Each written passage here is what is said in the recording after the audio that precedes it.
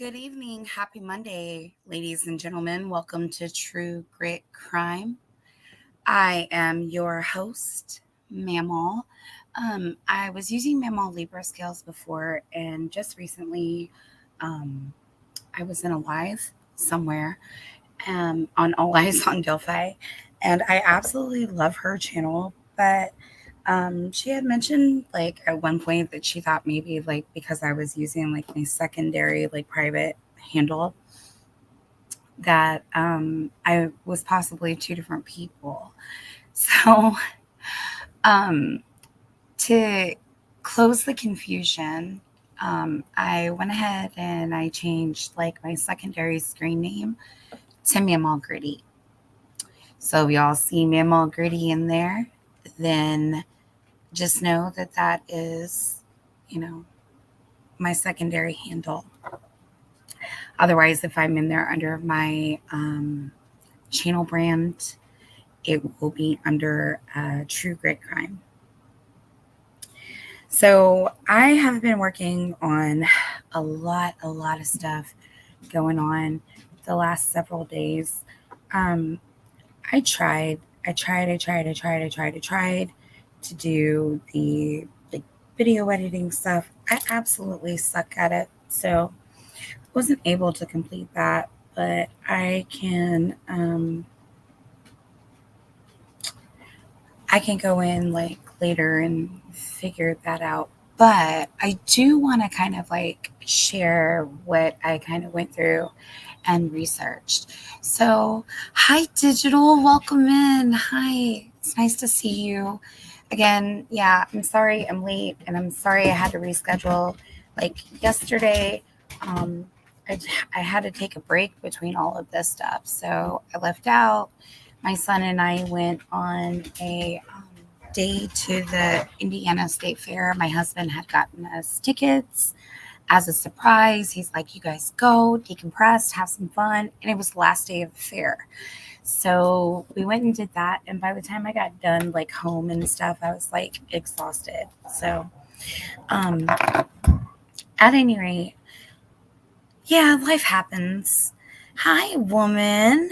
How are you? Okay, so I have to give a shout out and a thank you to somebody who helped me with some stuff. Um, Chatter, Chatter Mom, yeah, Chatter Mom. She was able to help me locate the video from Robert Ives having a conversation with Dr. Oz. And the reason I'm bringing this up is because we all kind of got like, I got into a conversation with a friend of mine the other day. And I had seen it like a long time ago, but, and I haven't seen anybody really talk about it like within the last year. The Bill and Peggy Stevenson case, um, possibly being a connection. I know that Alex Voorhees was talking a little bit about it on Prof's channel the other night. And I had followed that case for a long while.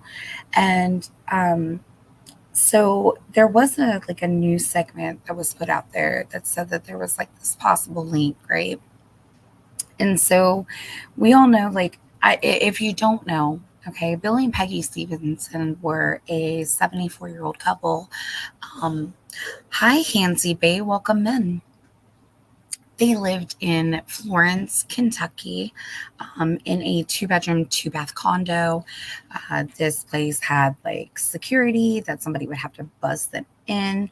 Um, and like even inside of the apartment, because I spent the last like 2 days going through extensive interviews that were conducted with the detective um, in that case, because I wanted to kind of talk about like a compare and contrast about what happened between Bill and Peggy Stevenson and what we now know from the most recent court release filing, like court, stuff at the courts that we've recently found out just about in general when it comes to the Delphi murders.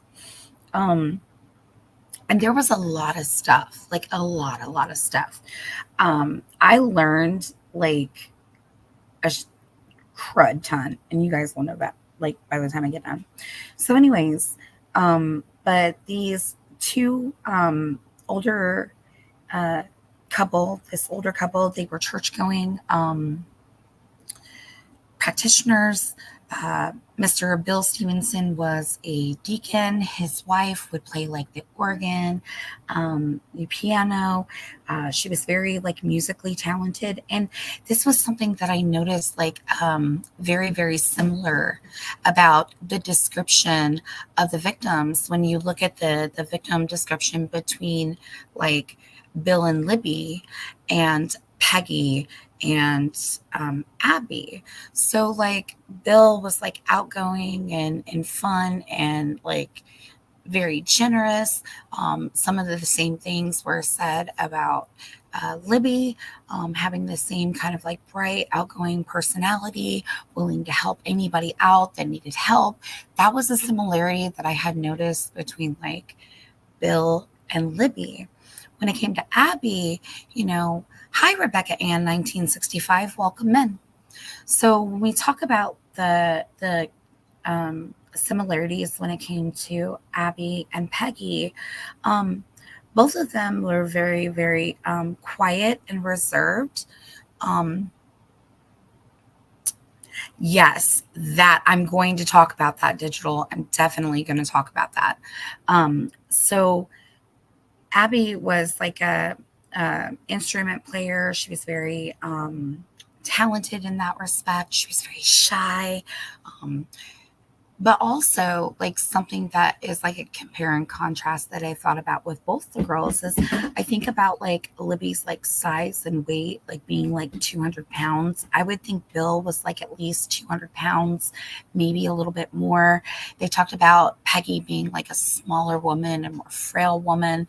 You think about the distinctions between the victimization, because we all know that the victimization rate is higher when it comes to victims that are children or older age, because it makes them more vulnerable, right?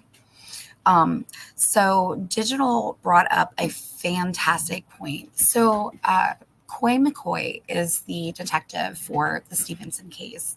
And one thing that he really, really wanted to stress is he said, we didn't have a crime scene. We had what the killer or killers wanted us to find. And I think the same thing goes um, with the Delphi case. Um, I mean, I'll say it like personally. I don't see that the girls were harmed in the spot that they were found. My personal opinion. Anybody can take it as they want it, but you know, you look at the totality of the blood at the scene, you look at like the totality of all of that stuff, and it just does not make any sense. So, something else that I had noticed, let me grab my notes because, like, I took a lot of notes to go over um, some of the findings. But we know that for anybody that doesn't know, like Bill and Peggy Stevenson, like I said, they were churchgoers. They were from Florence, Kentucky. That's another thing that's creepy to me, right? Is their murders was in Flora, Kentucky. Then you have the Flora fires with the four little girls in the home that passed away from that arson fire. But if you look up like the history of like Delphi in itself, um, there was I want to say it was a either a town or some sort of um, ritual that was connected to flora. There's flora comes up in that, so that caught my attention. Something else that caught my attention was they talk about the uh, the town is in northern Kentucky, right? And then you think about Delphi, it's in northern Indiana, but also along my findings throughout this, Somebody brought up another case, a third case that they felt that could potentially be located, or not located, but related to the Stevenson case. And it was a case of a woman who was named Susan Lund. Okay. So in December of 1993, Susan Lund was originally from the state of Indiana. Her husband had gotten deployed to like Germany. He had come back and they had been restationed in Tennessee. They had three young children. She was pregnant. It was Christmas Eve, and she decided they needed a pumpkin pie, and she was going to walk down the street to the Winn Dixie to go get a pumpkin pie. Needless to she not know that number one, Winn Dixie was not open, and they didn't have like this whole um, technological like spoiling that we have today where we can Google a store, we can find out if it's open. But also sometimes like back in the day, you may drive past something and it may look like a smaller distance for you to get there and get back. But in all reality, the Miss Lund's home was an 8 mile trip, round trip, walking 4 miles there, 4 miles back. She goes missing and she's not reported by her husband for like 4 days, right? So they report her missing. What's really weird about this is that from Tennessee, she goes missing. A month later, in a national park in southern Illinois, there are two children that are playing in this park. It's kind of like by a roadside, like, um, I don't know, just a road in there or whatever. And there are bushes and trees, obviously, that these two kids are playing. They're like young kids, like 8 and 10 years old. They come upon a head of a woman in the bushes that is removed from its body. The body is not there.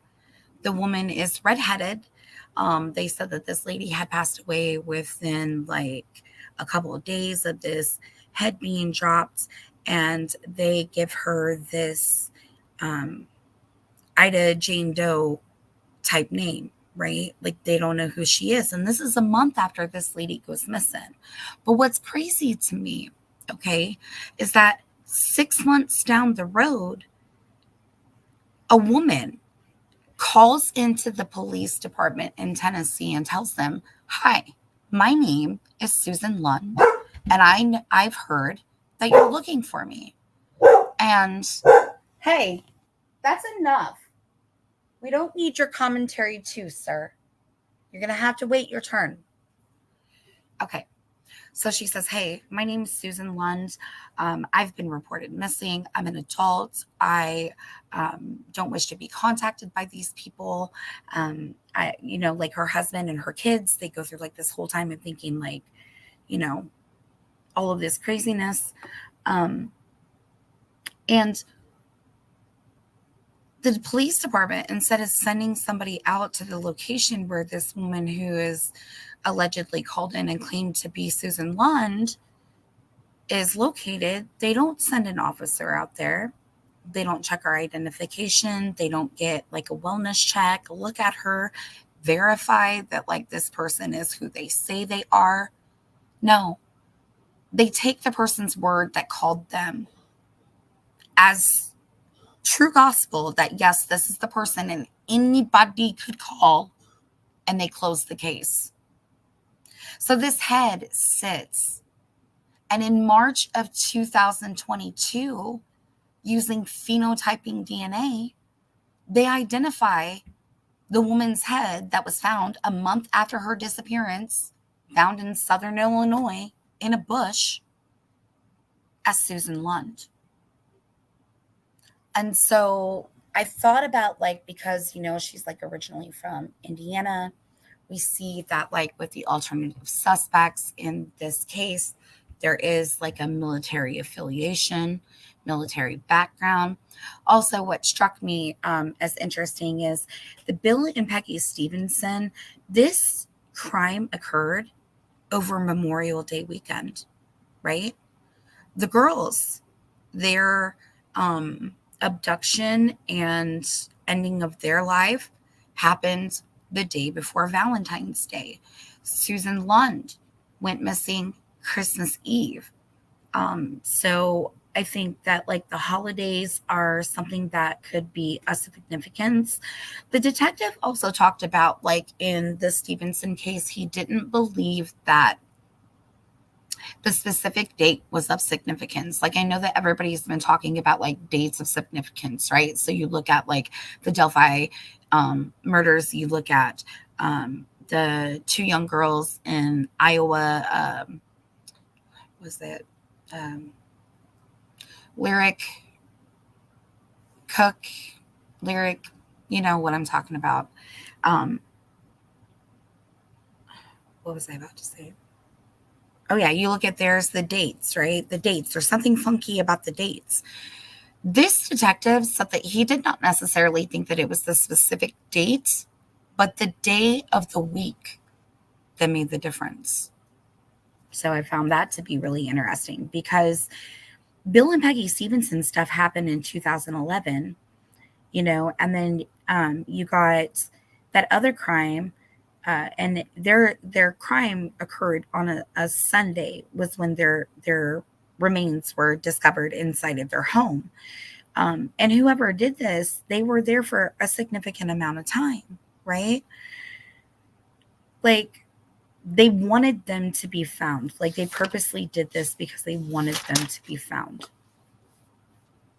So that I thought was, you know, of interest to me because where like the girls in Delphi were placed, I felt like that they knew that they would be found. They wanted them to be found. Hi, nobody, nothing, 1717. Welcome in. Um, so yeah, so I thought that was interesting.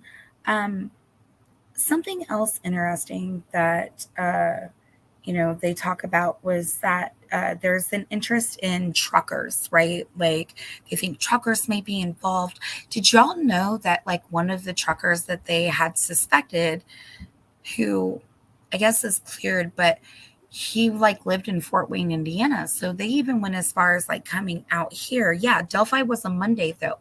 But I'm saying, okay, so let's say that these other crimes, their MO, like significantly, like a couple murders happened on a Sunday. So the person who's perpetrating the crime or the individuals that are perpetrating the crime want to confuse the officers. So what did they do? They change it up. So instead of going by like a date, maybe they pick a day of the week that could show some significance because they talk about in the Stevenson case not just the staging, but the purposeful like trying to deceive or confuse investigators, you know? So um and also what I found really interesting about the Stevenson case is they said that they have gone to as many as 17 states looking at evidence, right? So let's see. So they do have a DNA results, right, for the Stevenson case. But the problem is, hold on, let me see where I wrote it down.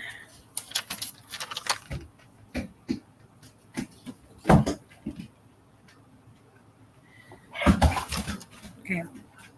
So the problem with it is that it's just like a small like sample, right? Like it's not something that they, I don't know, because like a year, I want to say it was like a year ago, they came out and they said that they had a DNA sample, right? That they knew the person's like genetic person, like somebody that they're related to genetically, right? And so they have an idea of who this person is. Like they know who this person is, but they do not have enough evidence to um press charges or to go like to make something stick, right? So let me see. There was also, I just found a new um, podcast episode because uh, you can go and you can listen to the detective from the Bill and Peggy Stevenson case. Um, it's a podcast called Just the Tipsters with Morgan something. Anyways, um, she just recently like had said that um, hold on. Let's see here. I'm taking my final notes. Give me just a second. Okay, so the DNA was not conclusive enough to be tested. So, um, like there was some weird things. Like they said initially, like their cause of death was like bludgeoning, but as you go further along, you find out that they were stabbed, um, that um, there were there was like desecration done to the bodies, like after, right? So like even after Peggy Stevenson was passed away, they said at least 2 hours there were more stab wounds inflicted to her body. There are they talk about like in each room there was staging, right? So it's like they had photographs of people. So like they would highlight one photograph that they liked of one person, but if they had an ultimate dislike for this other person, it was very apparent because it was like destruction. They talk like they would destroy the photograph and like they would do things that would point to like that same theme. So if they did it in one room and they were doing that same room, that same theme in a secondary room, those two rooms would correlate to one another. They also had to have somebody that was like super strong and able to move furniture because the detective indicates that the secondary room in the condo was an office, like, and it had like heavy furniture, like filing, like desks, things like that or whatever. So it had to be somebody who could like pick that stuff up and move it around easily, in my opinion. Um, so then they talk about there was a rumor that there had been like trash poured like onto the bodies or like around the bodies. Um, that's a rumor that hasn't been completely confirmed yet. But also, this woman talked about something that was really interesting to me today. She talked about planted DNA. Okay. Digital says blood has three parts. One part of the DNA is compromised by an autoimmune or disease, something like that. But I have no medical knowledge. Okay. Yes. But what she talks about today, because she just came out with this episode in June, right? And so, hi, not DB. Welcome in. Um, so she talks about, okay, let me make sure that I'm saying this right.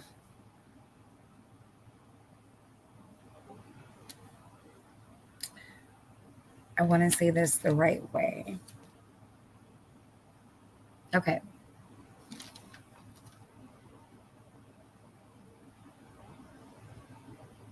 Oh, yeah. And they do know the time of death for Bill because he had a medical device that was installed. So they know that the murders happened between 1 a.m. and 4 a.m., right?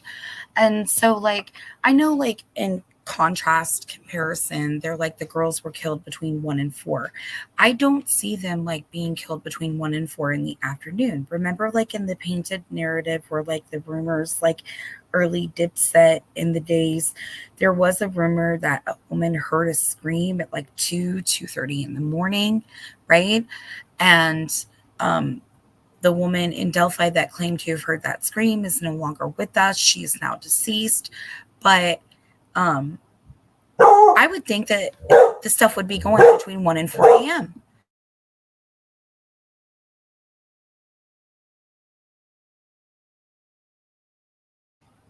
I don't know. That's just my thought.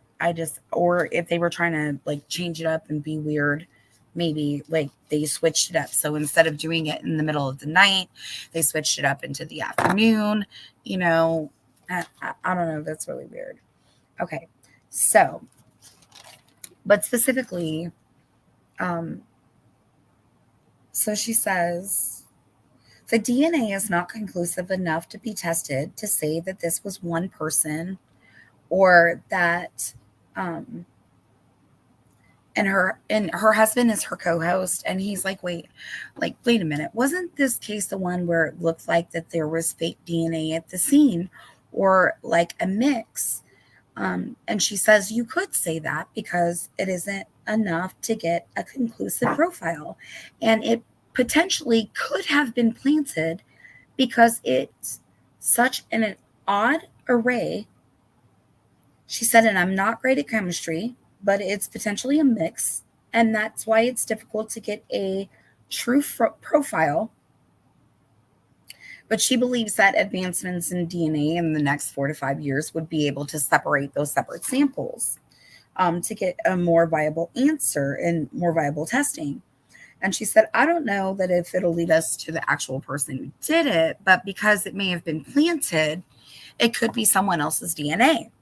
And her husband was like, okay. Um, so the way that this DNA is there, it's difficult science wise to separate this, right? And and she says, her husband says, it's difficult to separate it science wise. And she said, yeah, that's it. That, thanks for helping to boil it down. And she says it's hard right now, but we may figure out some better way to separate the samples later on down the road technologically.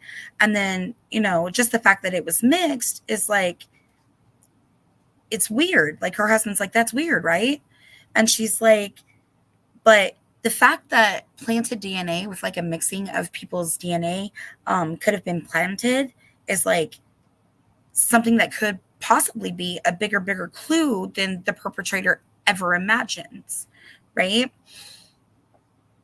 Woman said, I just let anybody in here. I do kind of let just anybody in here, let them listen, let them come and chit chat. Okay. Like I have an open door policy. You're good to be here. You're good to talk as long as you don't get cray cray. If you get cray cray, you got to go. That's it. So, so she says, that could be a bigger clue than the perpetrator could ever imagine. Or they could have thought that they were really throwing the detectives off.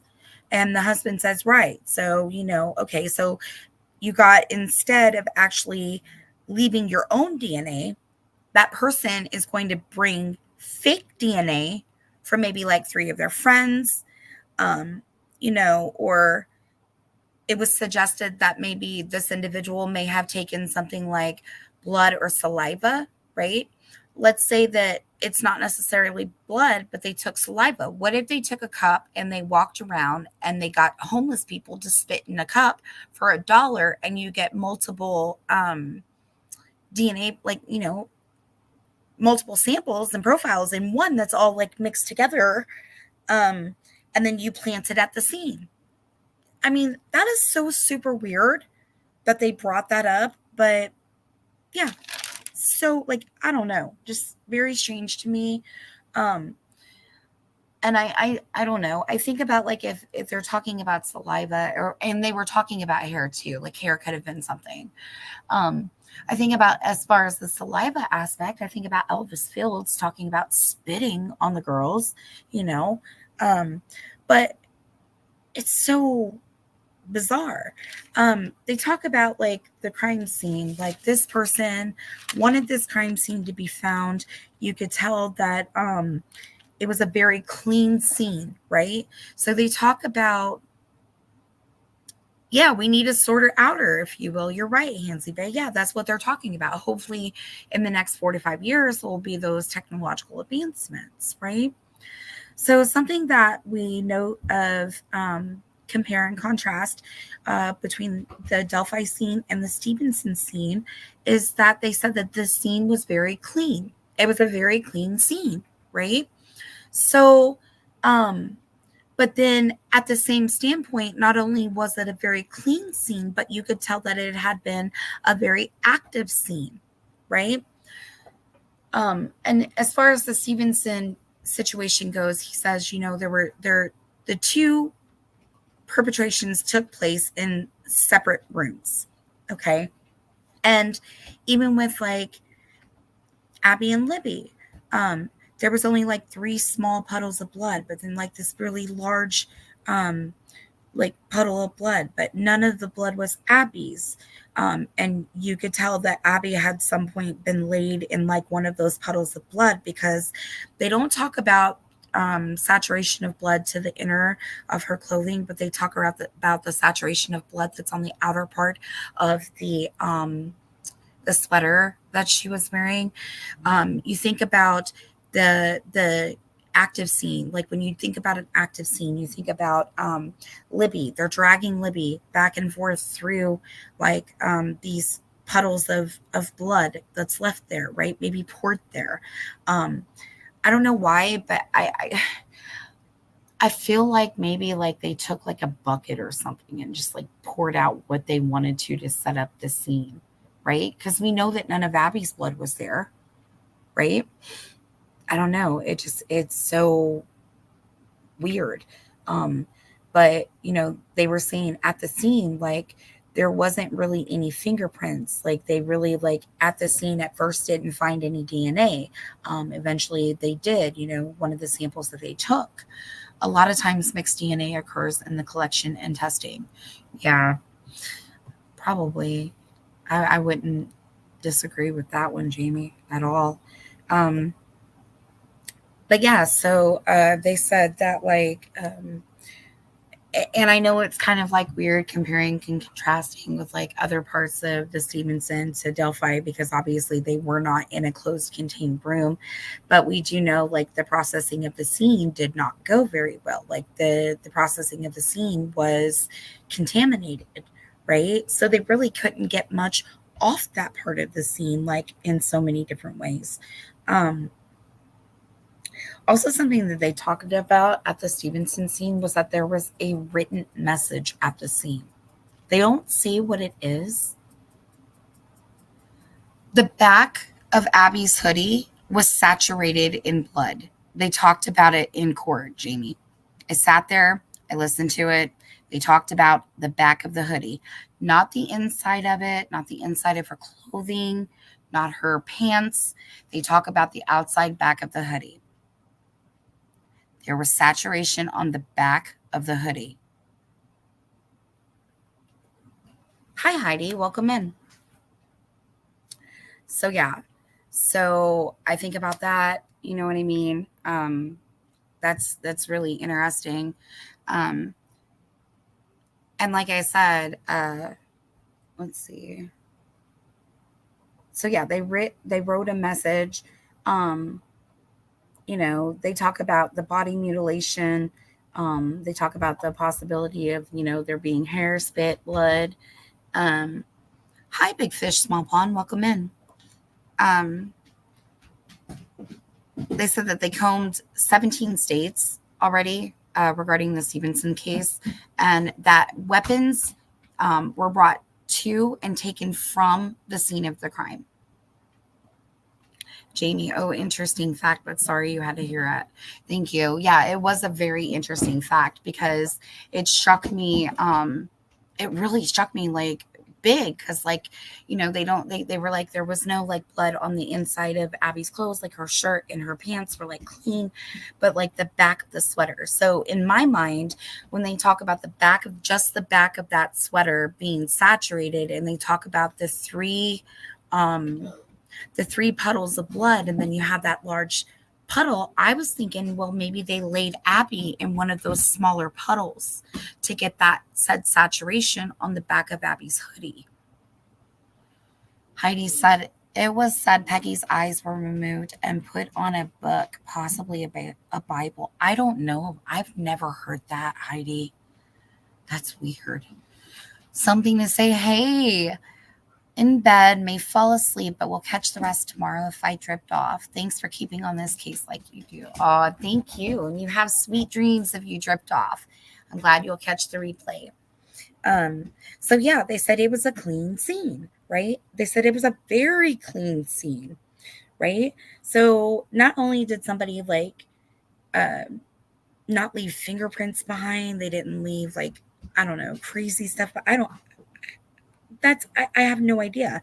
They talked about like photographs in the couple's home being rearranged, like upside down, like on the walls. Like some of these photos were turned upside down.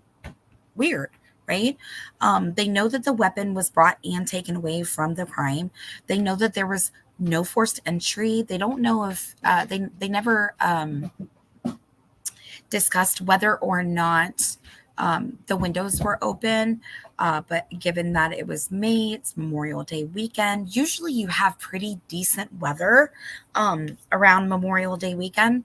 Um, they said that the perpetrators were absolutely very familiar with Bill and Peggy Stevenson. They were also very familiar with the surroundings of their home, right? Um, so again, they talked about that there were injuries completed to Peggy's body. Post mortem, they said that it was at least 2 hours or maybe more after she was already deceased. And that was something that was shown to them via a medical examiner. They know the exact time of death. They know the exact time of death because Bill Stevenson had a medical device in his chest that pinpoints it, but they're letting the public know that it was between 1 and 4 a.m. Um, let's see. What else? Uh, so yeah, like I talked about the holiday or the day before, like a major celebrated holiday I found was of significance. Um, Also, something that I found of significance that the detective had talked about was he said that they had reached out to like the VDOC Society. And if anybody doesn't know what the VDOC Society is, it is this fantastic group of sleuths. All of these people have a professional background, whether it be in like um, psychology, criminal profiling, FBI, former detectives, um, science, like all kinds of like anthropology, all kinds of things. It is a group of 80 people who come together. They work on 12 cases a year, so one case a month. They take on, not only do they take on these cases and try to offer some insight or information to investigators that bring cases to them, and it's on a like case by case basis. They have to go before the detectives have to go before the society. They have to present it to them. The society says yes, no, I want this, I don't want this. And they usually present it on a Saturday. They break and they come back on Sunday. Um, and they help. They said that this case was so layered and so voluminous that when they presented on Saturdays, it's usually like a 1 to 2 hour representation. It went much further than that. It was much more complex. Um, but one thing that the detective did point away with, talk about that he did come away with that particular experience, and something that Doug Carter had talked about was they alerted this detective and said that um, they had very likely interviewed and spoken to the perpetrators before that were connected. It's insane. That's like, I don't know, like, what are the odds? Like, both cases, they've interviewed the person, they've come into contact with the person, but they don't have enough to follow through to charge them. Um, Also, um, Heidi said if there was blood under Abby, why didn't they grab dirt? I don't know. I don't know.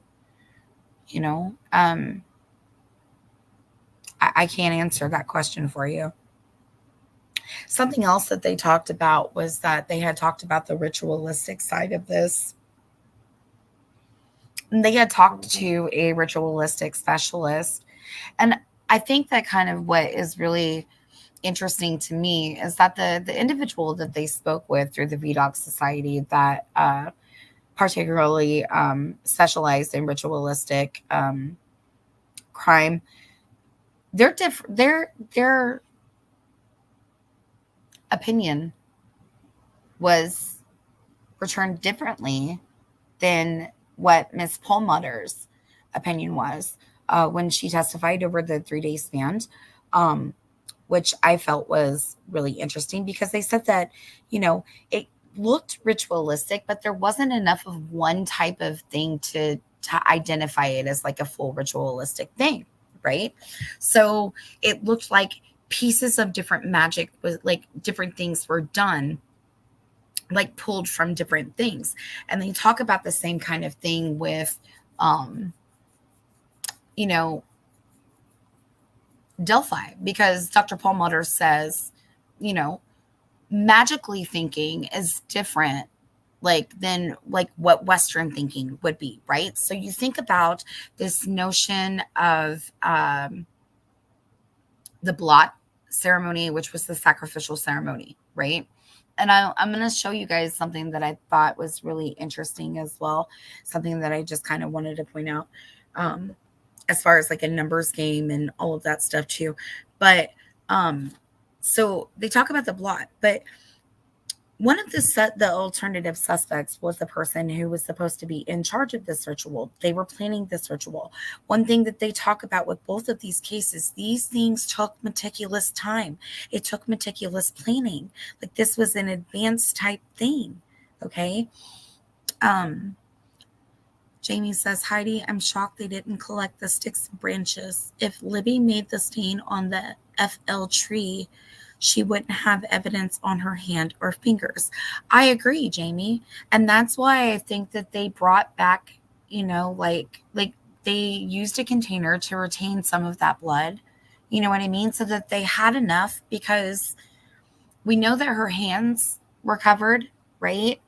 Um, but I would imagine that the ground would have soaked up the blood. I mean, we know how porous the tree is. So they would have had, in my opinion, maybe some sort of container to catch that. You know what I mean? I don't know. Um, and they didn't collect the sticks and branches right away. I've heard rumor that they've gone back and collected stuff a little bit later. Um, but who knows? I mean, going back later is I don't know. I think that at that point it's like moot. I don't know, because it then your evidence is already contaminated in some way or form. Here's the weird: the Camworth video and a picture of an elderly couple. It got really strange when I googled lensed the old couple. I don't think I'm really quite familiar with what you're talking about, Heidi. Heidi said, I asked Alex B and he knew about the eyes. Okay, so says all the blood could have seeped into the dirt though. Yeah, that's what that's what I think. It could have seeped into the dirt. Heidi says, I don't believe it about the blood. What do you mean about what don't you believe about the blood? Like specifically. I'm fascinated with Mr. Stevenson's sponsorship and regular visits back to a backwoods church in the Kentucky Hills. I know, right? Digital. That's one thing that, because he was talking about, this detective really has like gone like the extra mile not just him, but like all of the people that are working on the case, like his supervisor and stuff, like they went the extra mile to reach out to like the VDOC Society. But he talks about that he was in contact. He said he was open minded to anything. He's like, and I may not necessarily believe in it. He's like, but I'm open to anything. And he said that a psychic told him that there would be items in a church that was let's see, where was it? Was it Southern? I want to say it was Southern Kentucky. And he said when he got there, like some of the items that were that had been like told to him that they would find, that they did find some of those things. Some of it was accurate, but then there were some things that weren't accurate. I don't know. Heidi says, Amy, that whole story is bullshit. Libby died and got up. No way. No, she did not die from the first injury to her neck. They said that Libby's neck was cut 3 times. Okay, so they cut her the first time. Libby, her hands were covered in blood. Obviously, there's blood going on the ground somewhere. She's walking in her own blood. She's wandering. They said the second blow and third blow came to her whilst she was in a sitting position. They severed her carotid and the larynx or whatever. So they severed like both arteries. So, I mean, she could have had a surge of adrenaline hit her when she was cut the first time, wandering, trying to find a place to go, steps in her own blood,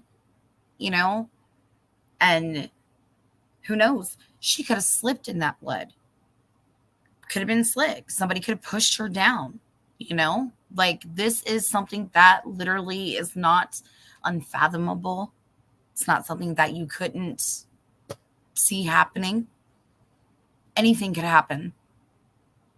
So yeah, she did not die from the first infliction. No, she got a couple inflictions before she succumbed.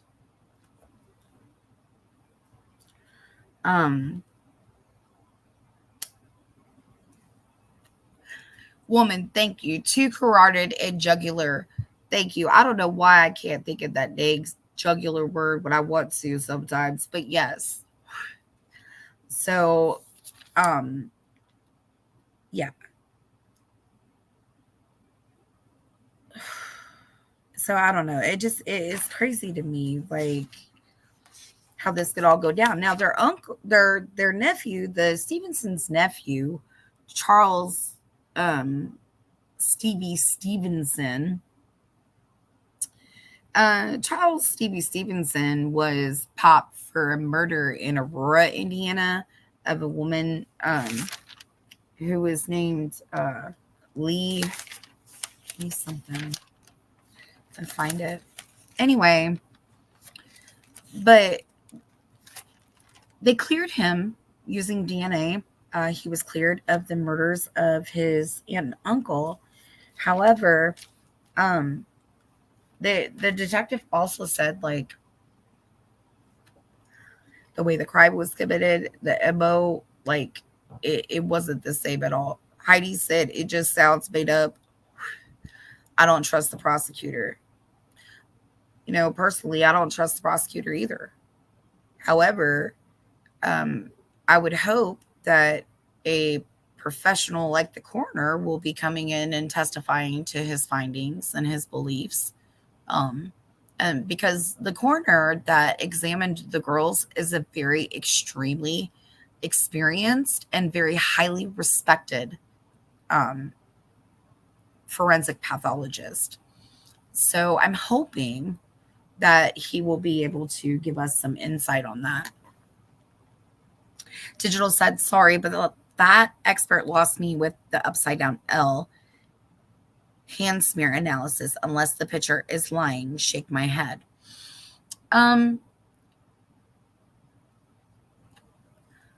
Well, what I think that, like, okay, so like the upside down L would be, I don't think Libby would have grabbed the tree like that, like upside down, right? She's laid down. I don't see grabbing the tree. I think that by the time they probably got done dragging her around, she, like, her life was expelled, right?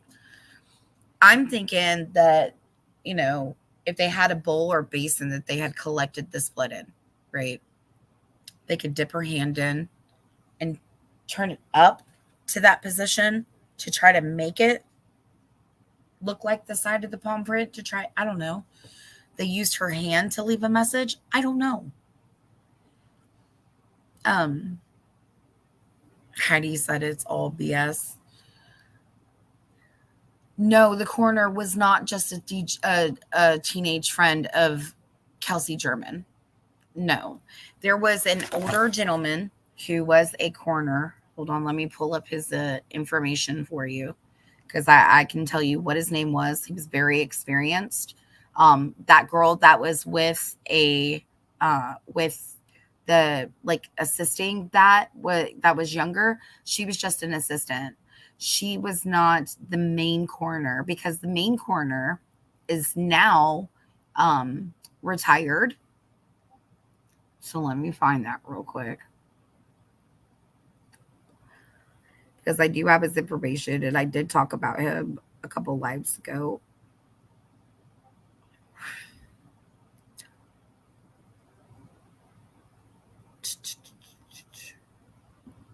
Okay, so I'll pull it up. And I even have,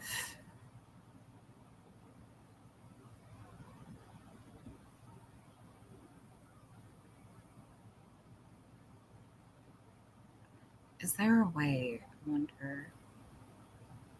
Okay, so the name of the coroner, because they were sent to Terre Haute, their bodies were sent to Terre Haute.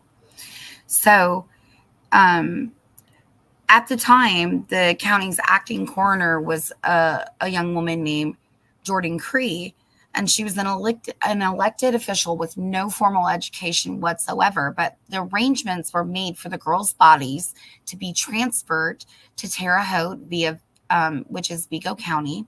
And the Vigo County surgeon and forensic pathologist was named Dr. Roland Core. Um, in August of 2021, Dr. Core retired after 37 years as a pathologist at the Terre Haute Regional Hospital. Um, and he served two 8-year stints as the county coroner, equaling 16 years in Vigo County. So, just an idea of, like, Jordan is a boy. Somebody said it was a girl. I don't know. I don't care. Boy, girl, I don't care. It was a young person who was not experienced, but they did send it to a much more experienced forensic pathologist. And so I'm really hoping, honestly, that they will have Dr. Kaur come and testify at trial. Um, Heidi says, teenager, it's lies. They forgot to take the temperature. Nope, I don't believe it. It's lies. I get it.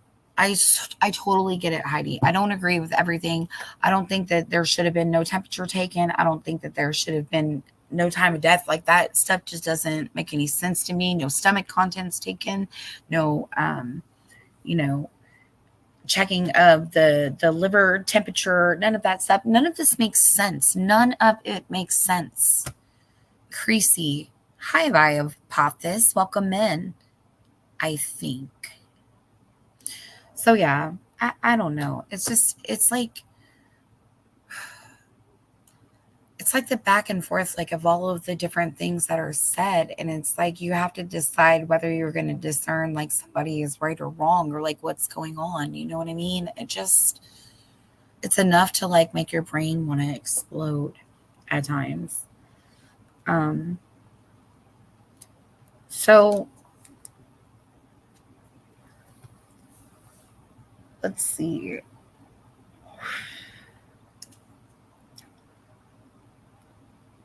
But yeah, and so Queso says those are all standard ME procedure when they come to the scene of a deceased person. Yes.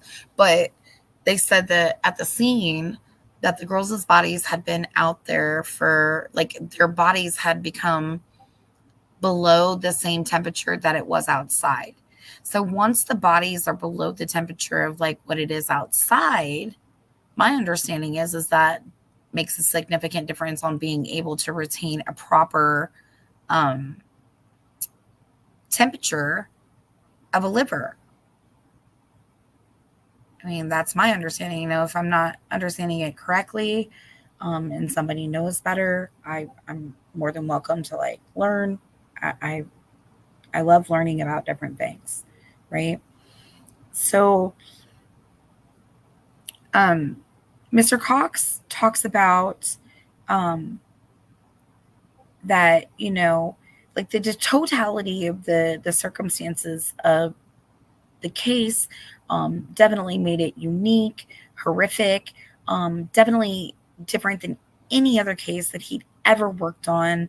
Um, he said that he would be comfortable in saying that it was one of the most bizarre cases he has ever seen. Um, and yeah, it's crazy.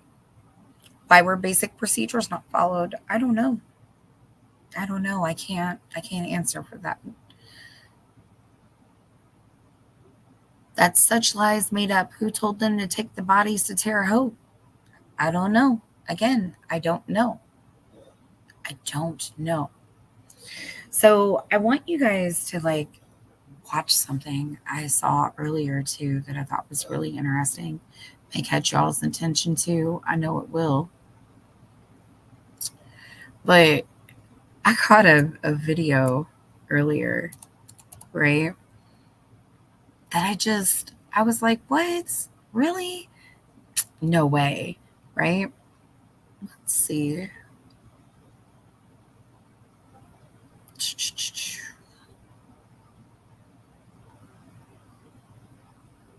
Where is it?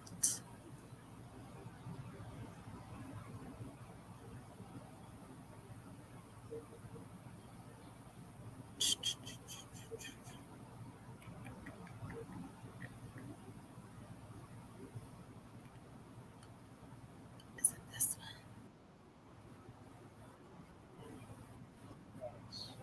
Okay. I'm going to share the screen.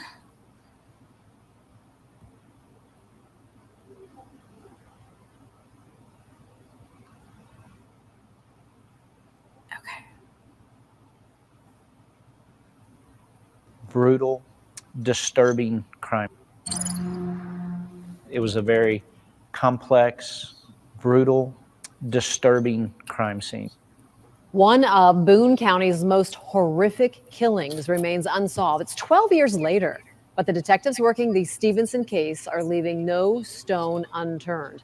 In recent months, their investigation has led them even to Indiana to look at a possible connection to this highly publicized Delphi murders. Yeah, Jessica Schmidt digs into these new developments in part one of this story from Cincinnati's Crime Vault.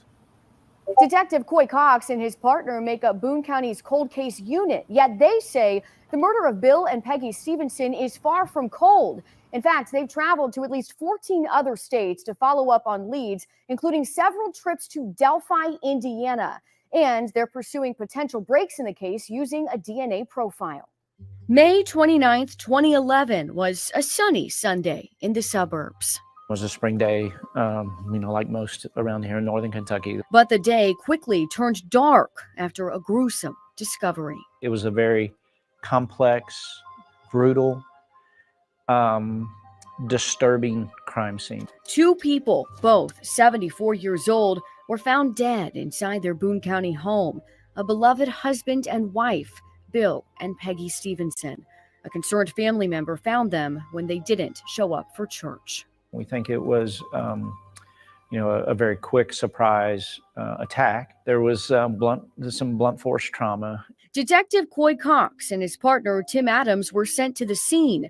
The house had been altered and the bodies were staged. There were things that were done to their bodies that was horrific. They changed several things in the scene, which is really, really unusual for any murder scene anywhere in the country or in the world. Whoever killed the couple did not take off right away. There was quite a bit of time that the perpetrators, the killers, stayed in the residence or felt comfortable coming back to the scene. In general, detectives believe that kind of behavior points to a suspect who knows the victims, and Bill and Peggy Stevenson were loved by many. They were amazing people, good Christian people. They wanted to share their faith and their love with the community. And they've missed out on so much. They've missed out on weddings. They've missed out on 3 new great-grandbabies, graduations, like I said, weddings of the grandkids. All the grandkids are married. That's Bill and Peggy's daughter, Beth Stevenson Victor. She describes her parents as devoted churchgoers, a couple who loved their big family. Peggy was the quiet one, an experienced and talented musician. Played for many weddings, funerals, played for a couple of the grandkids' weddings.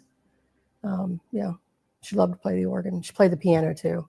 Bill was the opposite, known as the life of the party. A man heavily involved in ministry, he shared his faith with truck drivers every Sunday at a truck stop in Florence. They had a trailer out that they would open up during the week, and if truckers wanted to stop in and pray, they would pray with them. That connection to the community became a possible lead for detectives Cox and Adams. Today, they handle the sheriff's cold case unit, but they're still investigating the Stevenson case. Over the years, they've interviewed a lot of truck drivers. Early on in the investigation, we had information that someone had been at the truck stop looking for Bill pretty aggressively, banging on the door of the chapel, asking if anyone had seen Bill. There are truckers they've ruled out, others still on their radar. They've also looked into Charles Stevie Stevenson, the nephew of Bill and Peggy. Detective Cox says they've even spoken to him recently. Stevie is locked up, spending life in prison for beating an Indiana woman to death with a skillet. We feel pretty comfortable that that's in a good place. There is no final statement on there. It isn't that he's been cleared. But we have certainly vetted him in every way possible. One of the largest developments in the case could still bring them the break they need to close it.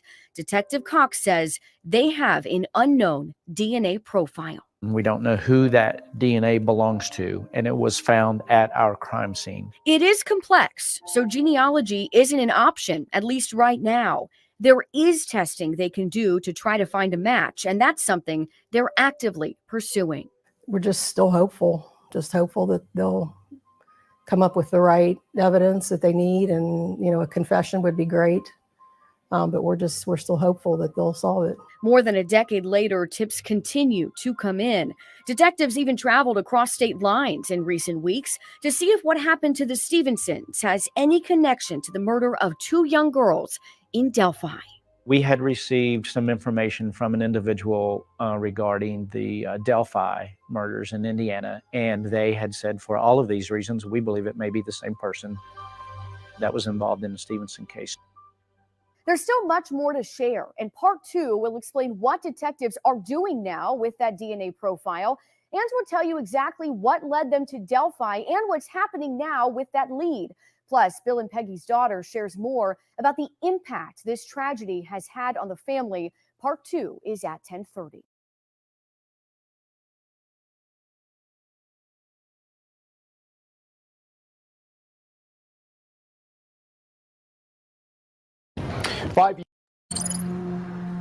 It was a very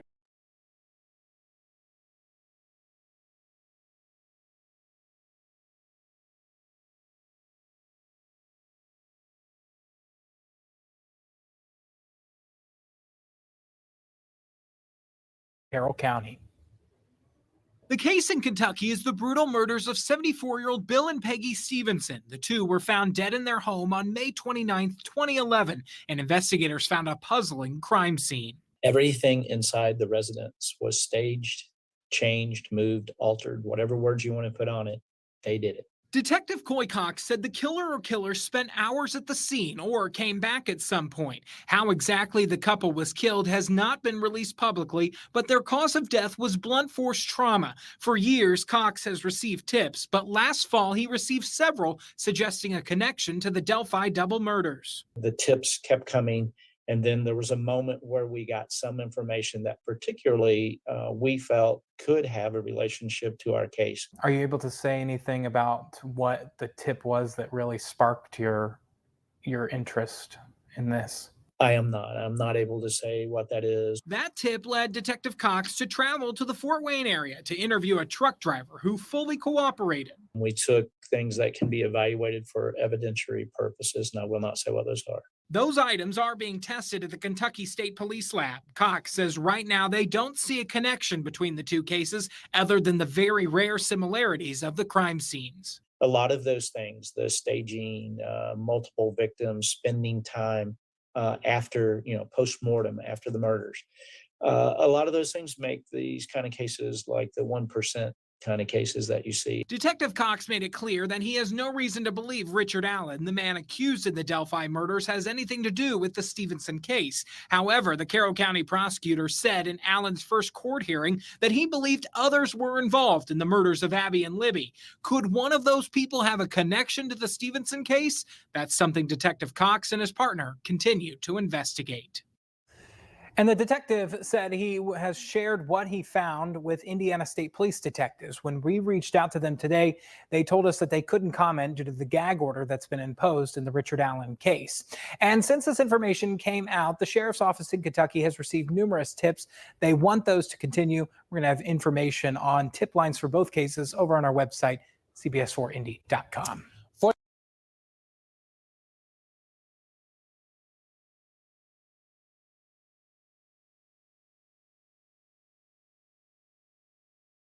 Wow.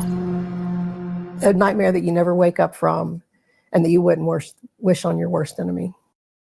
So for nearly 10 or 12 years, the dark, devastating murders of Bill and Peggy Stevenson have left a lot of loved ones just living in fear. Yeah, answers could be coming as detectives follow up on new leads involving DNA testing and a potential connection to Delphi, Indiana. Jessica Schmidt explains the very latest developments in part 2 of this story from Cincinnati's Crime Vault. Well, at this stage of the investigation, detectives tell me they are not prepared to rule anything or anyone out. They've tried everything, including talking to mediums and psychics and announcing a $50,000 reward for information. And they're working on some of their latest leads.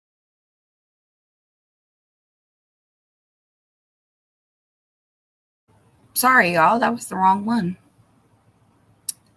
I gotta find the other one because it was a really interesting video. So I found it really interesting where they were talking about the investigator, Mr. Cox, was talking about he had talked to ISP and he had shared some information with ISP because they were the ones that were in charge of this whole ordeal. And I thought, what? Like, ISP is talking about we're not the ones in charge. Like, Carroll County is the one in charge. So I got to find that video real quick, but I found it interesting. But he just said that they gave information to ISP. But also, the secondary part of this that I need to pull up is they got this information and went to Delphi after Richard Allen was already incarcerated in jail. So this is like around the time when Richard Allen is first appearing in court. Nick McClelland's talking about, oh yeah, there's other actors. We believe there's other actors out there, Judge. But then it's really weird because this detective says that, when they received a viable tip, that these viable tips did come to something that could be of connection to the Stevenson case. So it's very convoluted and it's very confusing at times. I don't know. But there was one other thing that I wanted to share with y'all. And I know it may seem silly, but it is really honestly important.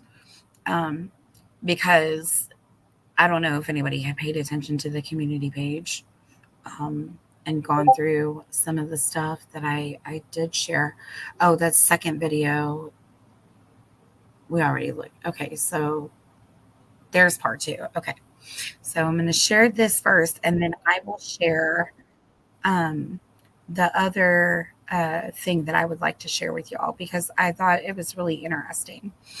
And I know that Joe had touched upon it kind of like last week a little bit when he did that blood visual with the water and the bowl, the basin, and he was talking about the location. But I honestly really feel like the location doesn't necessarily have to do with like the small positioning where the town of Delphi is. I think it has a bigger positioning on the United States map, in my opinion.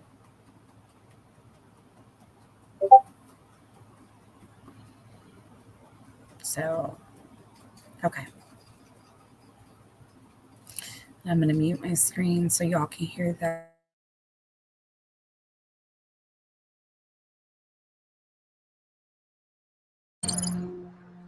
It was a very complex, brutal, disturbing crime scene. One of Boone County's most horrific killings remains unsolved. It's 12 years later, but the detectives working the Stevenson case are leaving no stone unturned. In recent months, their investigation has led them even to Indiana to look at a possible connection to this highly publicized Delphi murders. Yeah, Jessica Schmidt digs into these new developments in part 1 of this story from Cincinnati's Crime Vault. Detective Coy Cox and his partner make up Boone County's cold case unit, yet they say the murder of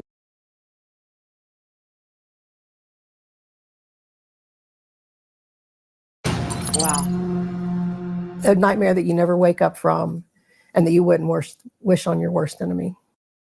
So for nearly 10 or 12 years, the dark, devastating murders of Bill and Peggy Stevenson have left a lot of loved ones just living in fear. Yeah, answers could be coming as detectives follow up on new leads involving DNA testing and a potential connection to Delphi, Indiana. Jessica Schmidt explains the very latest developments in part 2 of this story from Cincinnati's Crime Vault. Well, at this stage of the investigation, detectives tell me they are not prepared to rule anything or anyone out. They've tried everything, including talking to mediums and psychics and announcing a $50,000 reward for information. And they're working on some of their latest leads right now. The disturbing deaths of Bill and Peggy Stevenson left so many in the Boone County community shattered. It was just horrible, just to find out that they're both gone and that it wasn't an accident, wasn't carbon monoxide. It was at the hands of somebody else. It was almost too much to bear. The couple was murdered inside their own home in May 2011 after living lives filled with love and ministry. Their daughter, Beth, calls it an incredibly scary situation. You were constantly looking over your shoulder. And just up until about 3 years ago, my front blinds never opened. Just within the last 3 years, I've been able to sit with the blinds open. It was a complex crime scene. It's pretty bad that somebody could that they could stage something and stay with bodies like that for, multiple hours.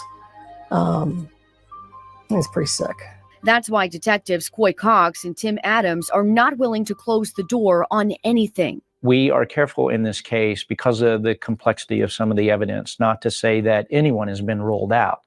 But we certainly take it all the way down the path as far as we can to where it's like, okay, we don't see the need to go on down this path because it's not looking like that is our individual. In November 2022, a tip led them to a neighboring state. We had received some information from an individual regarding the Delphi murders in Indiana, and they had said for all of these reasons, we believe it may be the same person that was involved in the Stevenson case. Right away, detectives started looking into a possible connection between Bill and Peggy's 2011 murder and the murders of Abby Williams and Libby German in Delphi, Indiana in 2017, a case that's garnered national attention. There's things that will make you really interested in a case, simply more than just somebody saying, hey, we think this person might have been involved. But we had a little piece of information that really made that case specifically interesting to us. The information pointed Boone County investigators toward a specific person who had a specific item they were interested in. I'm not going to tell you about that, what that item was.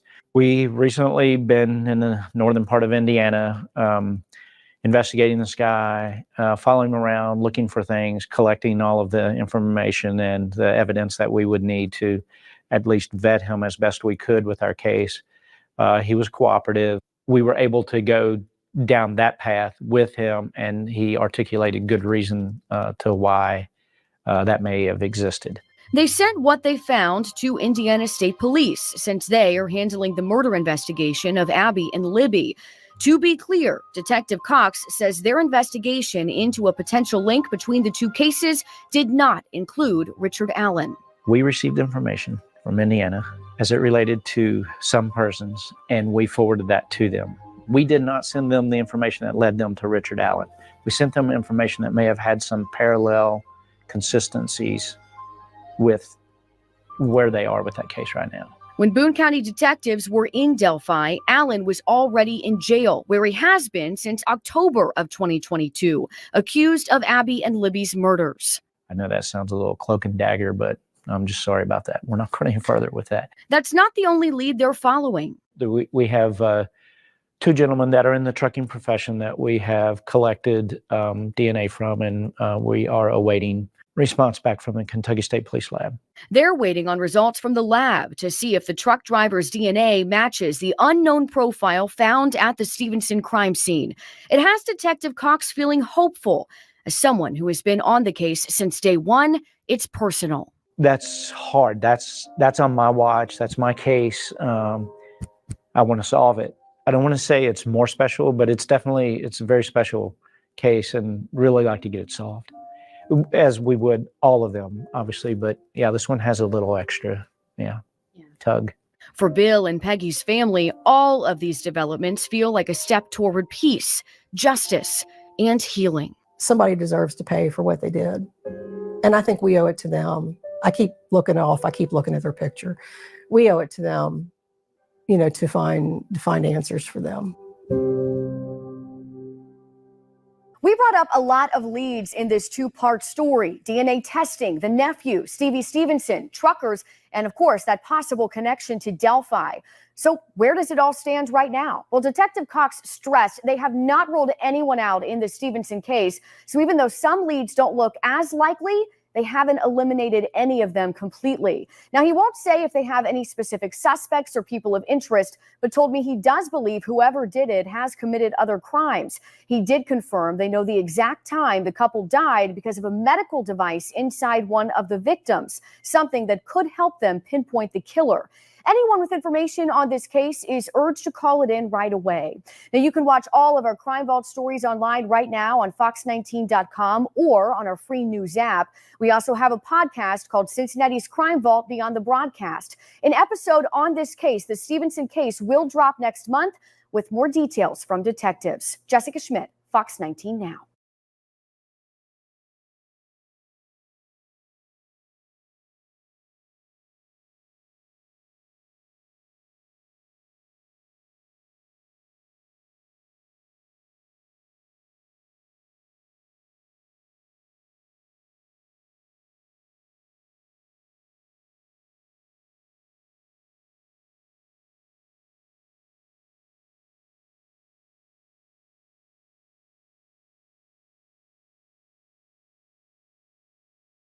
On May 29th, 2011,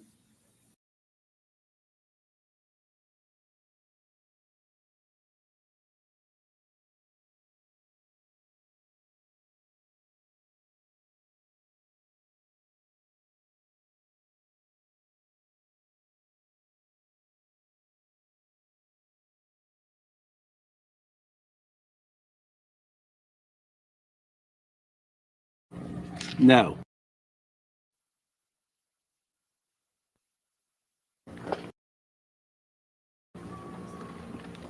Good morning. We stand before you today in disbelief that it has been 15 months since our lives were changed in an instant when our parents,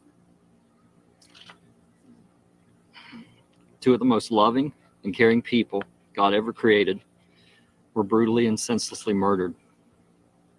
Tom, Beth, and I lost the most wonderful parents anyone could ever hope to have. Our children lost their mama and papa who loved each of them with all their hearts. There is not a minute that goes by that we're not brokenhearted and miss them beyond description.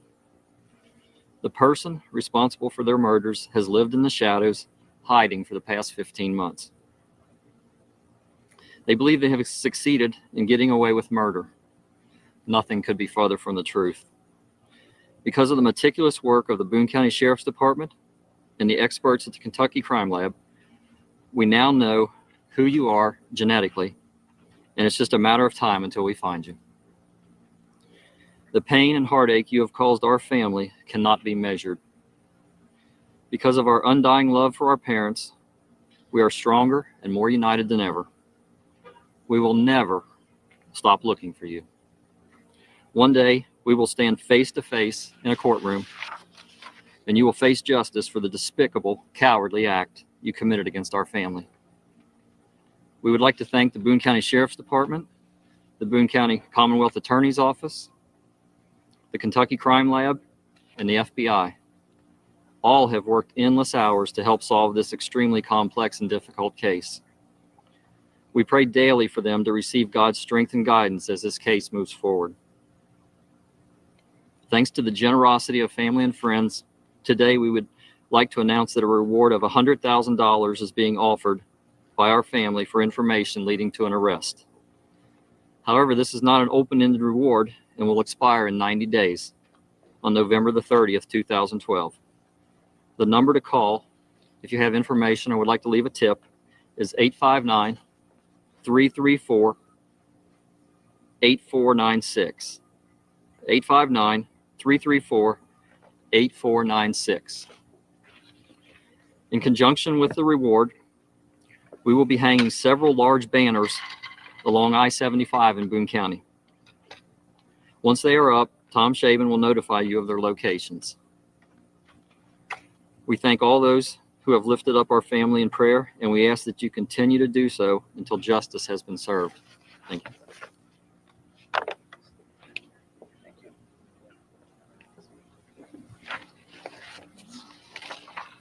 As you just heard from Doug, during the commission of the murders, the killer left his DNA in separate locations inside the home here. We owe a special thanks to the Kentucky State Police lab technicians who found that proverbial needles in a haystack for us. And while I cannot elaborate further on how it was found or where it was located or what type of DNA it is, I can tell you that it was where it was discovered, it could only come from one person, and that person is the murderer. That DNA profile has been entered into the Combined DNA Index System, otherwise known as CODIS. It's with the FBI.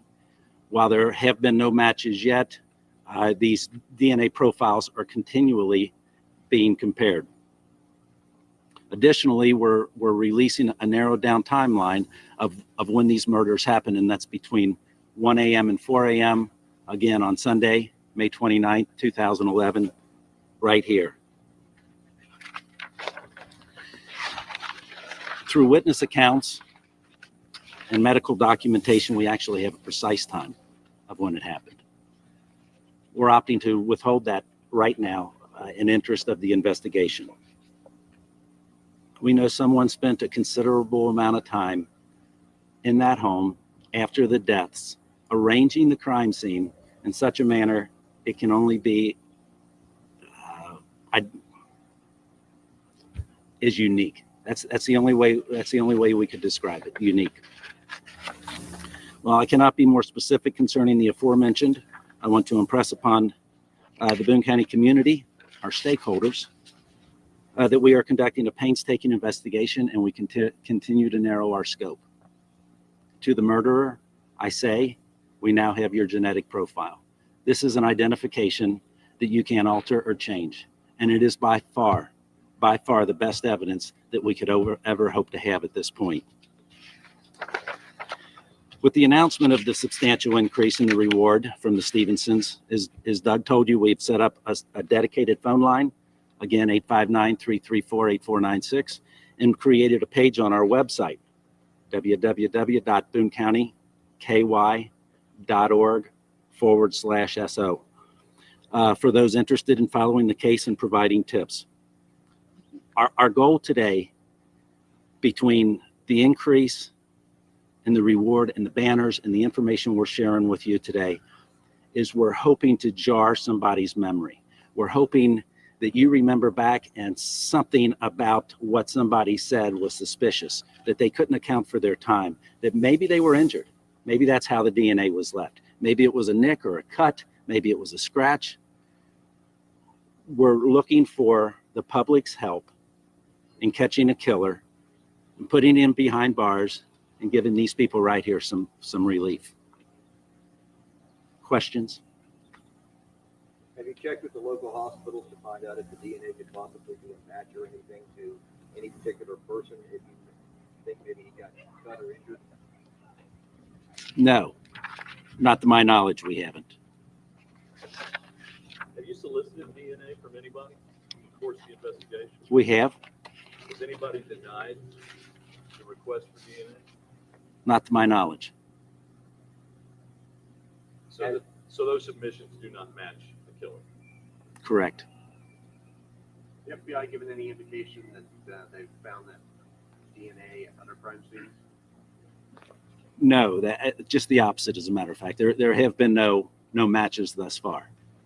You say you've entered it into the FBI system. Did that just happened, or you did it and they've checked and have come up with nothing yet? It's happened. They've checked, and we've come up with nothing yet. Correct. Have you just checked the DNA of Charles Robert Stevenson? We have. Does that match with the DNA that you found? Obviously, no. Is he no longer a suspect then? I don't know. We never did identify him as a suspect. Anything else? Can you say now he's not a suspect? I can tell you that's not his DNA. Can you give us the locations of where the banners will be on I-75? As soon as they provide them to me, I'll provide them to you. Will we see the banner today? There's a good chance. I know that that's in the works. Is there any possibility of going back to some of the people you interviewed previously and getting their DNA, or is that probably a constitutional violation or something? It wouldn't be a constitutional violation if they willingly gave it to us. Let's just suppose that's already happened. You've already gone back to those people that you previously interviewed as people of interest and checked their DNA? Or in the course of the investigation, gotten it when we interviewed them.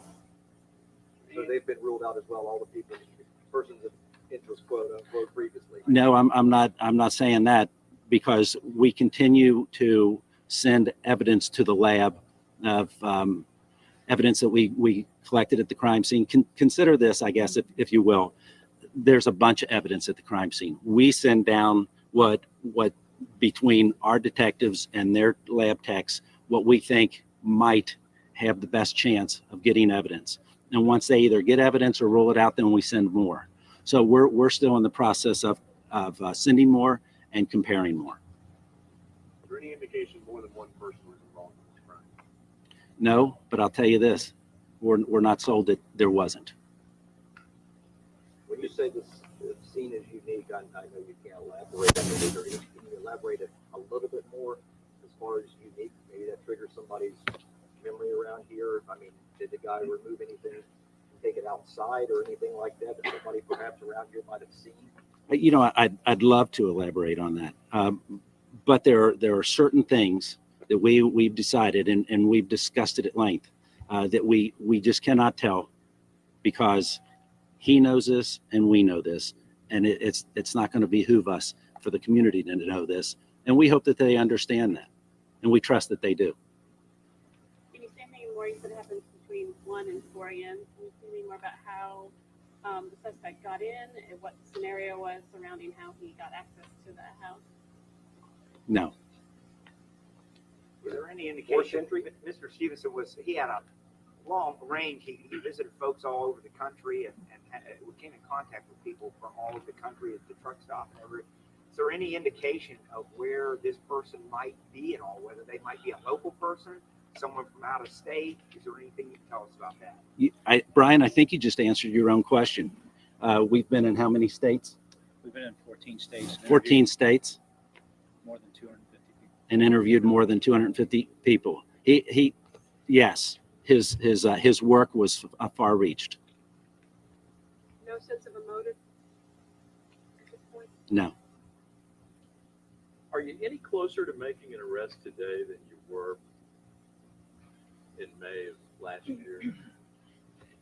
Yes and no. Yes, in that we know who this person is genetically, and it's a matter of time. We're comfortable with that, but no, as far as actually pointing a finger and saying it's Joe Webb.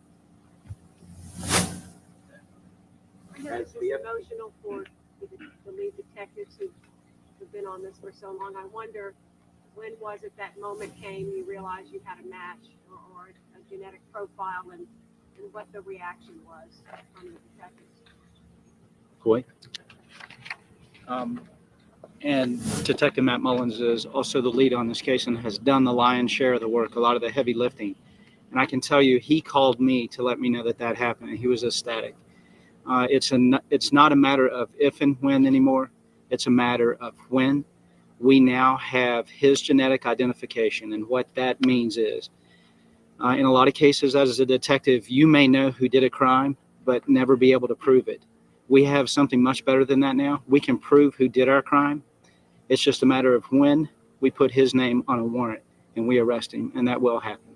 The commitment of the sheriff, the Commonwealth attorney, the lab, the detectives that aren't here today that are out working on things that have to do with this case as well, the deputies that you see sitting around, everyone is more committed at this moment than they were the week after it happened. And it's very comforting for us to know that we're working with those group of people who are committed and are going forward, and we will put that name on that warrant, and this person will be caught and they will be arrested. But what if this person, this is the only crime they ever committed, there's no DNA match in the system or ever will be? One of the things that Mr. Shaben stayed away from is the fact that there are other databases. There's other places where DNA is kept, and we're not going to discuss that, but there are offline searches that will occur and have been occurring and will continue to occur. So this individual has to be careful not to make any mistakes in a lot of different areas, not just in the fact that he may be arrested for a crime that gets him put into the system somewhere in the penal system, but he can't make any mistakes to where his DNA would come up to any place where it would be compared to this system. But those are offline searches, and those go along with the normal searches that are being done each and every day with the CODIS system that Mr. Shaben had mentioned to you. Obviously, full name for us so that we have it. Yes, ma'am. It's COY, and the last name is COX. And Detective Mullins is MATT. That's Matt, obviously. And Mullins is MULLINS. Coy, you keep referring to this DNA match as him. Can you say for a fact that it is a male? Please Please quote me on this. That was a gender mistake. I should not have made it gender specific. This person, we are keeping that open. This person. The DNA would tell you if it's a man or a woman. It would also tell you if they were a Caucasian or an African American. Can you share any of that information with us that might help somebody who might have seen something around here? I cannot, nor can I confirm that what you said was true, that it can be confirmed with gender. Just plain old simple fingerprints, were there none inside? We are not going to make comments about fingerprints. I think Deputy Shaben has said it best. There was a lot of evidence inside this site, and that has been collected, but we're not going to make specific comments on that. You say that if he makes any mistake, not just with the penal system or anything like that, you're going to catch him. You got to be concerned in the back of your mind that he doesn't make any more mistakes, or he or she. Well, some of the offline stuff that's going on right now, we feel really good about that. We feel confident about that. I don't believe that and I don't know if you've noticed, but I hope that you do, the family behind us has worked probably harder than any detective. They're praying for us every day, without a doubt. There are hundreds of people that when he and I wake up, and the other deputies and detectives on this department, they're praying for him every day. I wouldn't want to be this person because I just don't think that's going to happen. Is it possible? Anything's possible. Do you have enough evidence that when you get a DNA match, you can make an arrest? Yes, sir. Aside from the DNA, has there been any matches to any similar crime scenes? You said it was very unique. Has the FBI matched it to any other unsolved crimes? We can't comment too far on that other than to say that part of our trips out of state had to do with just that situation. And don't take that any further than what I just said. Meaning what? Meaning don't take that any further than what I just said. Were you the lead detective on the Michelle Motley case? I was not. No, sir. Can we ask?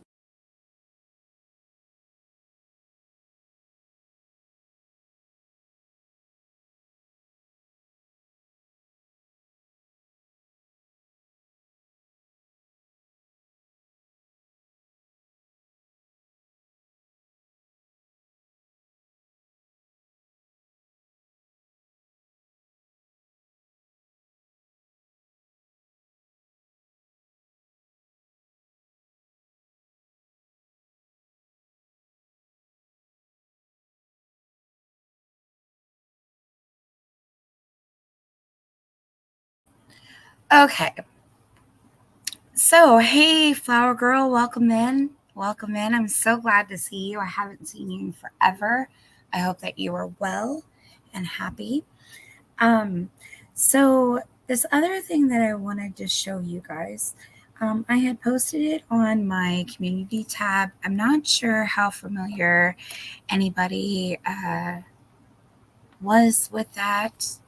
Hello? Okay. It's still going. Okay. I'm sorry. I thought my computer froze for a second. So I had shared it on my community page because I thought it was like super duper freaking interesting. Let's see. Stop screen. Share screen. Don't be a booty head. All right. Allow all the cookies. Make sure you guys can see what I'm seeing here. Yes. Okay. So while I was doing like different, like looking into all of this stuff, so I wanted to look into like the Viking Age, religion, magic, death rituals, stuff like that, right?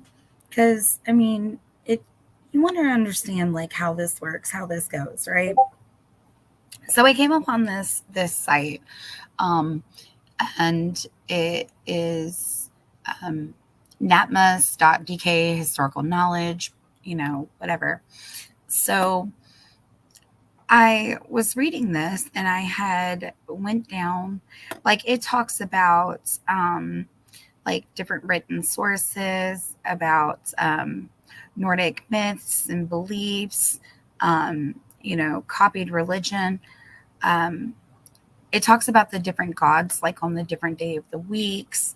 But what I thought was really interesting, you go, why is it different on this? Okay. So there's a specific one. Oh no. Uh-oh. That is so weird. Okay. So there's a specific, hey, hold on one second. Dexter.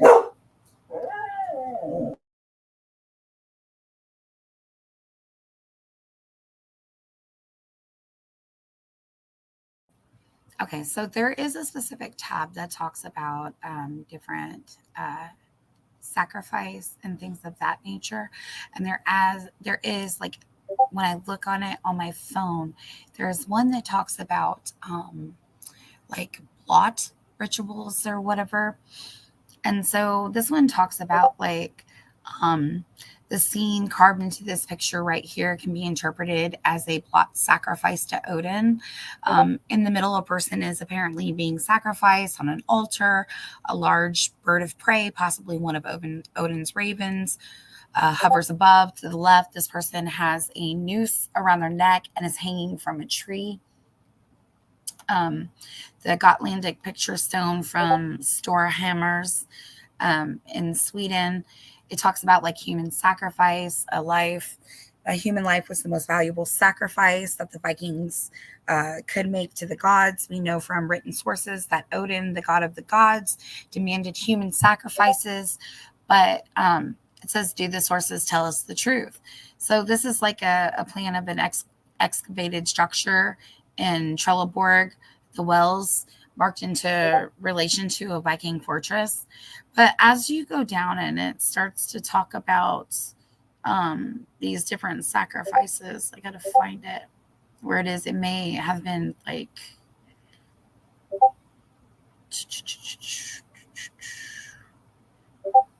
oh, wait a minute. The Viking blot sacrifices. Here it is. Okay, I did find it. So the Viking blot sacrifices, it's always important for the Vikings to be on good terms with the gods. In order to ensure that this was the case, they made blot sacrifices. The blot was an exchange in which they sacrificed to the gods in order to get something back in return. For example, this might be the god's goodwill regarding weather, fertility, or luck in battle. Viking names in the landscape today. Old place names can indicate which gods were worshipped in certain geographical areas. For example, Tiso, West Zealand, and Turseg at Viby in Jutland are named after the god Tyr. Tyr was the god of war, but also god of assembly or ting, where legal proceedings and meetings were held. Therefore, Tursing may have been a location for assemblies. There are also places in Denmark which are named after Odin. The Vikings did not use Odin's name indiscriminately. It was reserved for places of special significance. Onsalt and Aris is one such place. Onsalt is a shortening of Odin's Holt, which means Odin's woods. We know from written sources that the Odin cult demanded human and animal sacrifices. Both animal and people may have been hung at Onslaught, and Odin was the god of the upper classes and primarily worshipped by magnates and warriors. I don't know if I said that right. Another example of Odin's, which means Odin's vi, the word vi appears in many place names and means shrine. The Vikings called special consecrated areas a vir. Here, sacrifices were offered to the gods in natural surroundings. The word vi is still used in Danish and means to make something holy. It's from parts of the Danish word vils, I think that's way you say it, marriage or wedding, and advi, christen, consecrate, or ordain. So magnates residences in Scandinavia. Magnates residences with cult buildings and sacrificial areas have been found at several locations in Scandinavia. These includes Tiso, Leger, Toftgard on Zealand, Gudme on Fenen, Sortsmo de Bornholm. I'm chopping this up, I guess. Lisburg Church and Eredso in Jutland, together with Apukra and Gjerdsted in Skåne, Sweden. Magnates in charge of celebrations. Control of the cult was important. Evidence suggests that local magnates were in charge of large religious celebrations on their impressive estates. Archaeological excavations have provided evidence that the great estates were once political, economic, and religious centers. Various forms of rituals were presumably practiced on small farms. But the larger ceremonies took place at magnates' residences. Here, the farmers of the areas met on certain occasions to worship the gods in a great sacrifice known as a blot. A great blot celebration, the local magnate functioned as the Gode, pagan priest, the practitioner of the cult.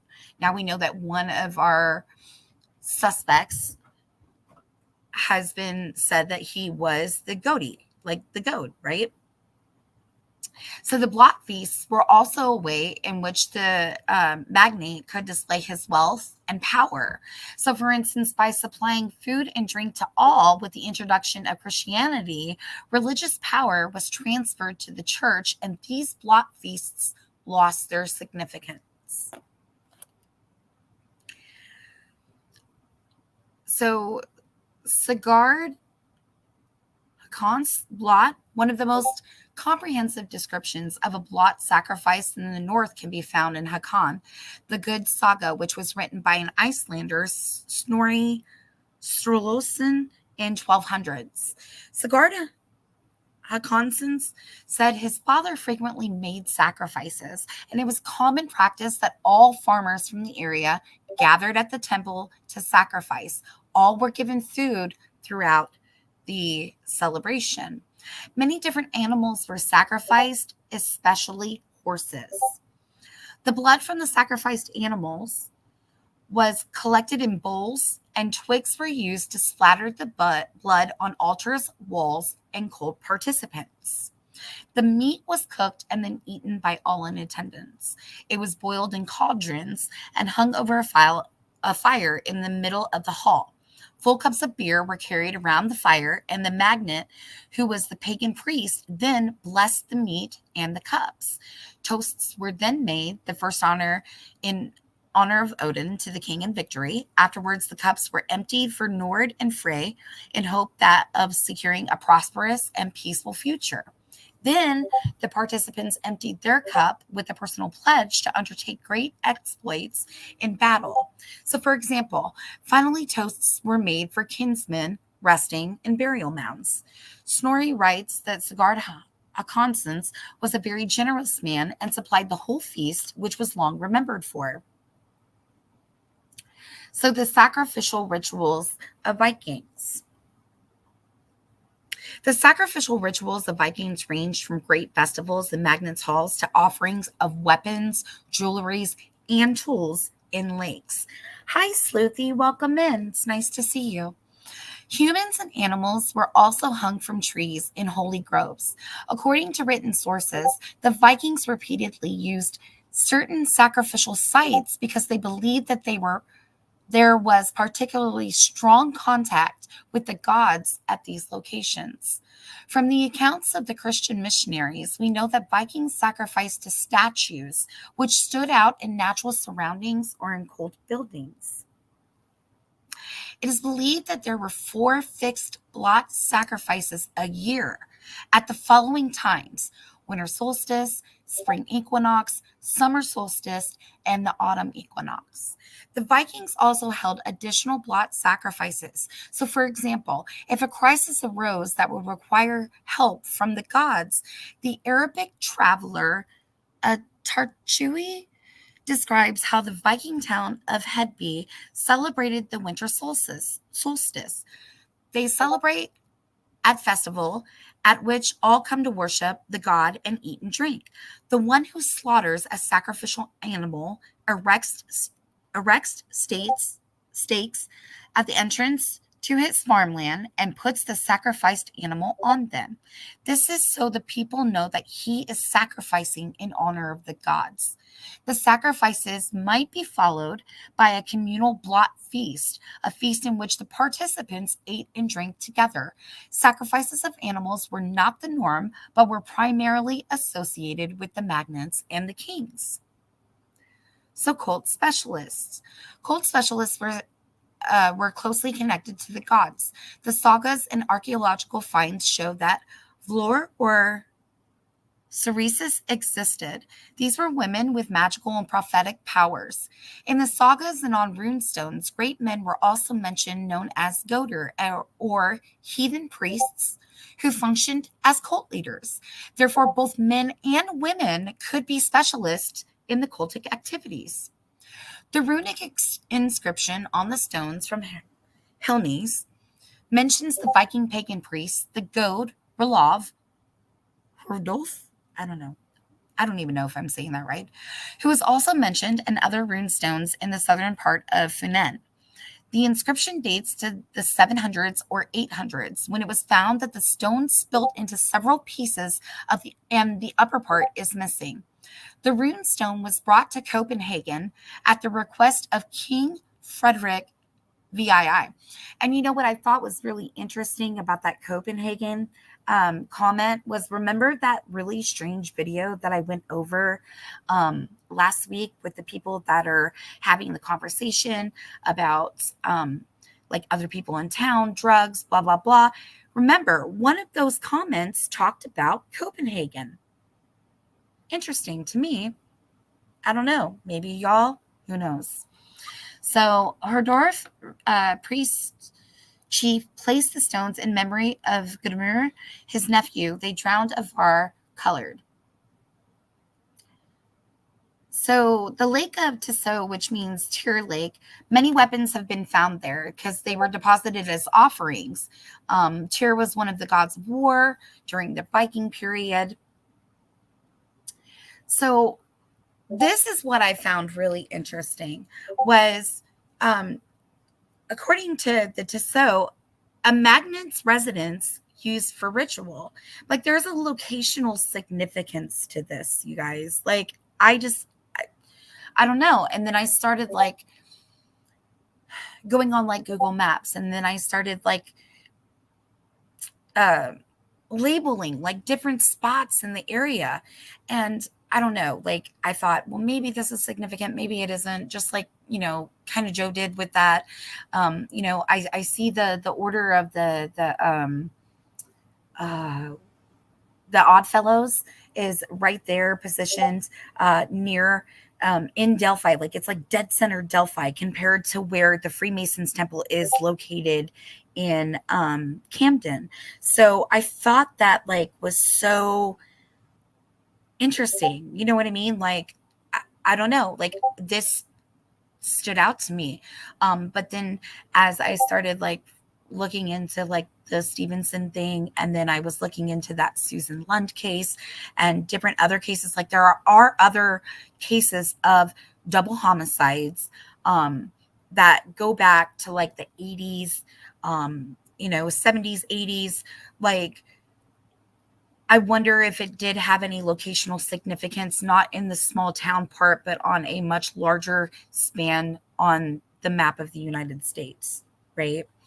So I don't know.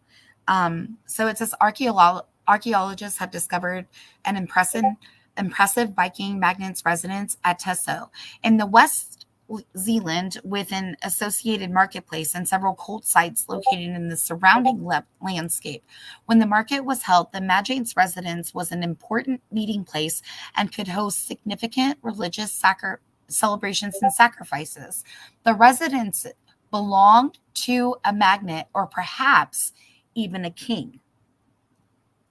Kind of like the ranking system, right? So, you know, they talk about the ranking system, like in like you know, the Vinlanders, the Firm 22, kind of like the same thing, right?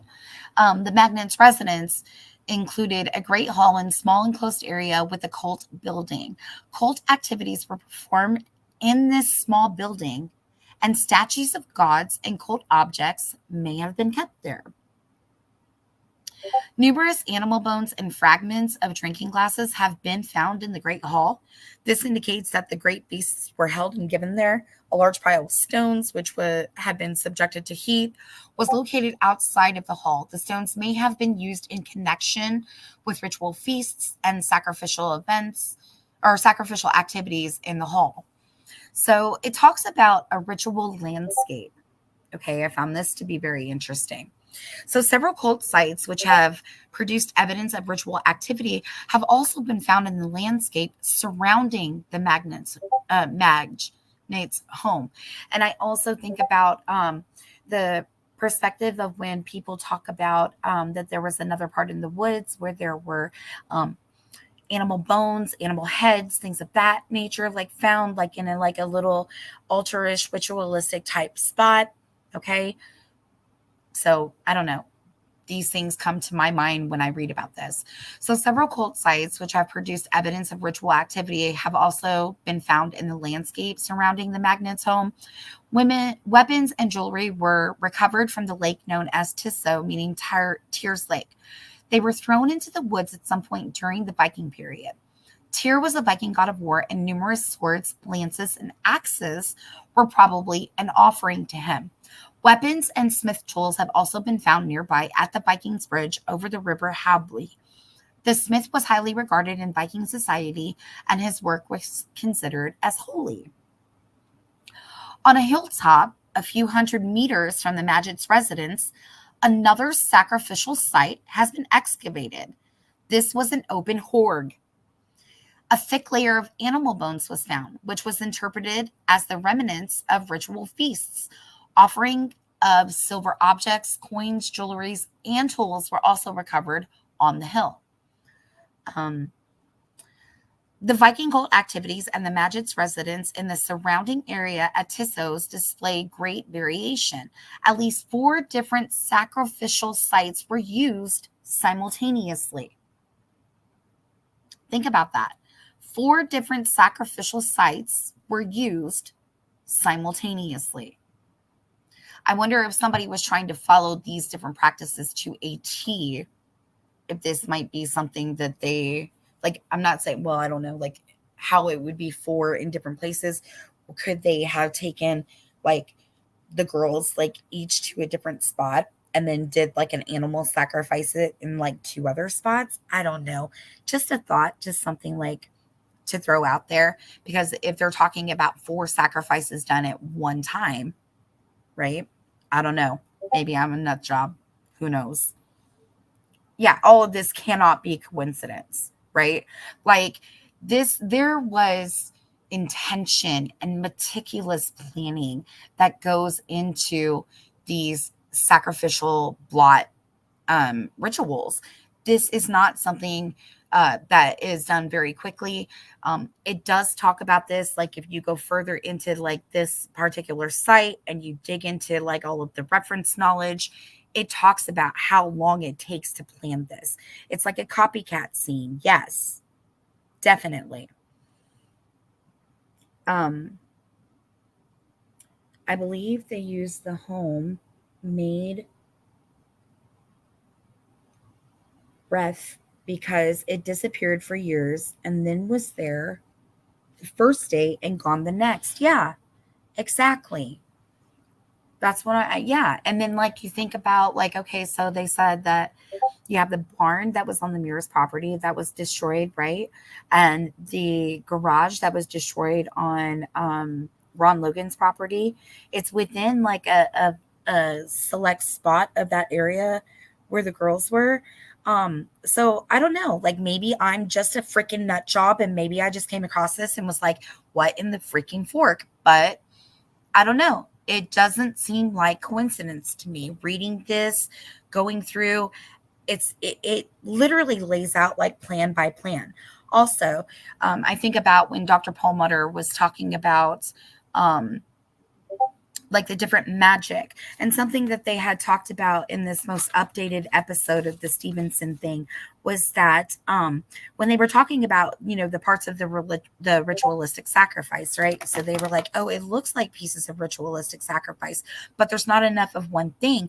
They refer to a person picking out different pieces of magical acts from different places, right? So you could pull out like a piece from a Wiccan ritual, and then you could pull out another piece from a different like a Kabbalah ritual, and another one from like maybe what you would find in like maybe a Freemasons ritual and things like that, and you build your spell. You understand what I'm saying to you? Like this would be like building a spell, an intention. You are putting this out to the world. This is something that you are asking the gods for to return to you and bless you with. I don't know. So I think I don't know. Anyways, so it talks about swords being thrown into, you know, that lake thing as an offering to Tyr. Weapons and smith tools have also been found at nearby Viking Bridge. over the river Halaby. And I know like the reference, everybody talks about this reference. For some time they were talking about the bridge, that the main Monon High bridge was like it's like a trip to Valhalla. Like, does that make any sense? You know what I mean? Like it just, I don't know. It's like a bridge to Valhalla. And then some people feel that the Wilson Bridge was utilized in this crime as well. So I take that into like different consideration. Truth Seeker says Joe posted the pic after we found it and had been up for a few years. I believe they used the raft to move them down the river, then floated it down river, picked it up, and took it away. I agree, Truth. Yeah, digital. It was like a witch's brew of symbols and spells, right? So, like, you know, they're not really sure what they want to use, but they want their intention, and it has to be something like you want something unique, right? You want something from your gut, from your heart. If you're giving a ritualistic sacrifice to a god and you're asking for something, you have to ask these things with intention. You know what I mean? Like, and the Vikings were very popular on mixing up religion and philosophy and tradition, right? Yeah. So I don't know. Like this just struck my fancy. Like when I started reading it, I was like, wow, this is a lot. Like this to me, it speaks to me volumes in different things. And even on this, because I'm not going to go through every single page tonight, but I do encourage you to go to the community page. I had said like at the top, I was like, this is like an interesting, information for knowledge, if anybody wants to read it. I encourage you to like comb through this site, check it out. It's very interesting. It's very informative. And yeah, so there was also another thing that they talk about here as well. I gotta find it because even like, okay, so like you see like these little tabs or what here, like stuff's like hidden into it. There is this other part of it, right? I was going up and it talks about the significance of the ritual itself. Like, let's see. It talks about like the number of participants. Like it talks about that they needed like 9 participants at a minimum for these types of sacrifices and stuff. Yeah, like, but it's like within like these little pieces of the pages. You know what I mean?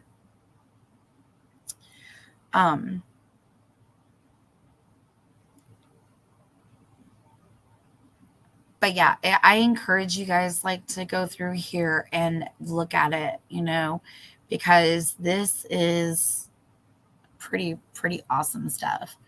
Let's see, the magical staffs of the Viking Ceresis. I don't know if they had magical staffs, but it talks about like the goddess Freya, seductress. I gotta find that part where it was talking about the people, the number of people, because I really felt like that was something that was really, really, it's like imperative to like go over, like it's important. Oh, and the symbols. Okay, so they talk about like the different symbols, right? The magical staff. They talk about like that hammer, like Thor's like hammer and stuff. I had a really interesting thought, and I don't even know if I would think I was a nut job for this one. But the placement of the cell tower, right? Where the cell tower is located. I was listening to this video and they talk about like the tower itself, right? Like at the top of it, it's like a 3-sided tower, how it gets its signal, right? So it's got like one little flap on one side, the flap on the other, and then the other one is facing the opposite direction, right? So you have 2 right side, and then one like toward the back. I almost was thinking that like, what if in some way, shape, or form, they may have tried to use that cell phone tower as some sort of symbolism with all of this, like not just like a staff or like the Thor's hammers that they're wearing, like maybe like try to turn that into maybe some sort of symbolism. It was a thought that crossed my mind, like a beacon. Yes, exactly, like a beacon. So that really crossed my mind, like, yeah, I don't know. So let's see. So this is there. I gotta find this piece. I definitely have to find this piece because it was crazy. And I may have to like find it and then post it on the community page so that you guys can see what I'm talking about. But they talk about the number of people. They talk about like a minimum of 9 people were needed for like this sacrificial thing. Like crazy.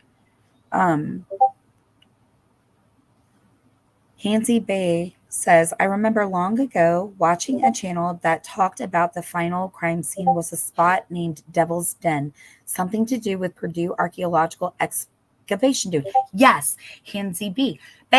That is where the gravel pit is. There was some sort of like they called it the Devil's Pit or whatever, and that's where that spot was. The archaeological excavation was like right there where that is. It's crazy. I remember reading that too. And 2,130 feet away. Exactly. Exactly. So that was just a thought that came to my mind. And I didn't know if I was just like thinking like a crazy person or like if maybe that was something that could logically be considered a piece of symbolism. So yeah. Let's see. I just want to find that thing. I'll just have to find, honestly, guys, I will have to find that page that talks about the significance of the numbers. And I will post it to the community page because the good thing about that particular ordeal is that when you go to that page, like once you share that page, it shares that specific page for the link. So if you go in there and you share another one, it takes you to that other page instead. So Lisa wanted to know who owns the gravel pit, and Digital said that the McCains own it. Interesting. Because the McCains are like in big with the whole little trail area system in there. Like they are like the OGs. Like their mama got into that and started that whole crusade into getting that under lock and key. Yeah, True Crime Jesus is the nut job and 2 friends with Greeno too. Oh my goodness. Well, I don't know, my dear. I'm not friends with Greeno or any of them. This is just something that struck my mind, struck my interest. I honestly I have a Discord that is just full of nothing but research. It's just full of everything. And it's insane how much you come across and how many different ways your brain can go and your thirst for knowledge. Because my thirst for knowledge is constantly running. I probably sleep maybe like 2 or 3 hours a night. And I get up and I'm constantly looking into different aspects of this. And some of the things that I've looked at, y'all will probably be like, what? But yeah, even today I thought about like going and looking at the different statistics about like different murders that deal with like staging of the scene, like moving items and things like that, because they talk about, that this case falls like the Stevenson case falls under the 1%. I wonder if the FBI would say that the Delphi falls under the 1%, right? I don't know. Truth Seeker says, I could tell you so much that have your head spinning.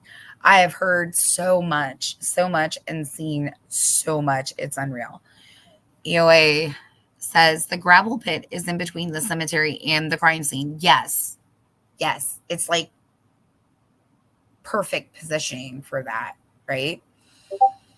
Heidi says the McCains are related to Chris Moore, knows the lay of the land, surveyed perfectly in place for bodies. Scott proved it, and Flora and Stephanie. Interesting. I didn't know that they were related to Moore. That's a new piece of information. Also, something else that I shared on my community page when we were looking at, I was looking at the documents that were released out last week. And they were talking about a rule. It was a trial rule, something. At any rate, yeah, criminal rule 26, right? And so I was wondering to myself, I'm like, well, what is, criminal rule 26, right? And I go in and I find this podcast that's hosted by like Allen County, and they're talking about like these new rules that they've implemented. So like they do it's kind of like an evaluation, so to speak, like a pre-sentence investigation that you would do with somebody upon being like convicted of a crime. But they do like an in-depth questionnaire with detainees when they're arrested. The guy that invented this program, like that's help in charge to like force this program, is a Yoder. His name is Jeff Yoder. I thought that was interesting. Then I was watching some old videos today of after, when Richard Allen was arrested, and the guy that lived in Mexico, Indiana, that lived across the street from where he was, that guy was a Yoder too. Like, then you have like all of these different things with like all of these people. And I'm like, oh my goodness, right?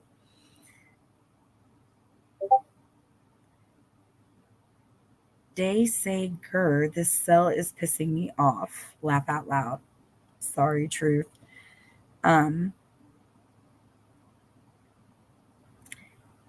So yeah, it was said that in the water, cell phone data wasn't recorded because it was too low. Huh. I have no idea. I don't know about that. You know what I mean? But yeah, the Yoders are nuts too. But then I think about that connection because that guy, the Jeff Yoder dude, was talking about, if you go on, like I'm saying, if you go on the community page and you pull up that criminal rule 26, he was talking about, not only did he implement this program, but he has a direct connection to Governor Holcomb. And then I think about how Governor Holcomb was very invested in this case, pretty much like freelancing the land that the softball memorial park is built on, all kinds of stuff. So yeah, I just thought that those were very interesting. I didn't know if I still have to vet it, but I'm not sure if this Jeff Yoder guy is related to any of the Yoders in Delphi, but you never know. So Yoder is an Amish name. Several Amish live in the area, so they might all be somewhat related. Yeah. So I don't know, y'all. But with that, I really appreciate y'all coming and listening. Thank you so much for your time. I hope that what I had to talk about was helpful, informative, maybe something that strikes y'all's fancy that you might want to talk about. Please don't forget to like, share, subscribe. I'm going to be coming back again with some more research that I'm going to gather together. Somebody in the comment section had asked that I do a video talking about all of the strange and untimely deaths that surround this case. So I'm looking to get into that. Hi, Criminal Network. Thanks for coming in. You caught me like at the end. Thank you for coming back for the replay crew. So thank you guys so much. Thank you for being patient with me for the last couple of days. I am so sorry that I am just technologically unsavvy when it comes to certain things. I'm going to keep learning. But yeah, Heidi says, "Mammal, perfect triangle in all three scenes, almost exact. But I like the couple inches off." Yes. Exactly. So thank you guys so much. You have a blessed and beautiful evening, and I will see you guys soon. Bye.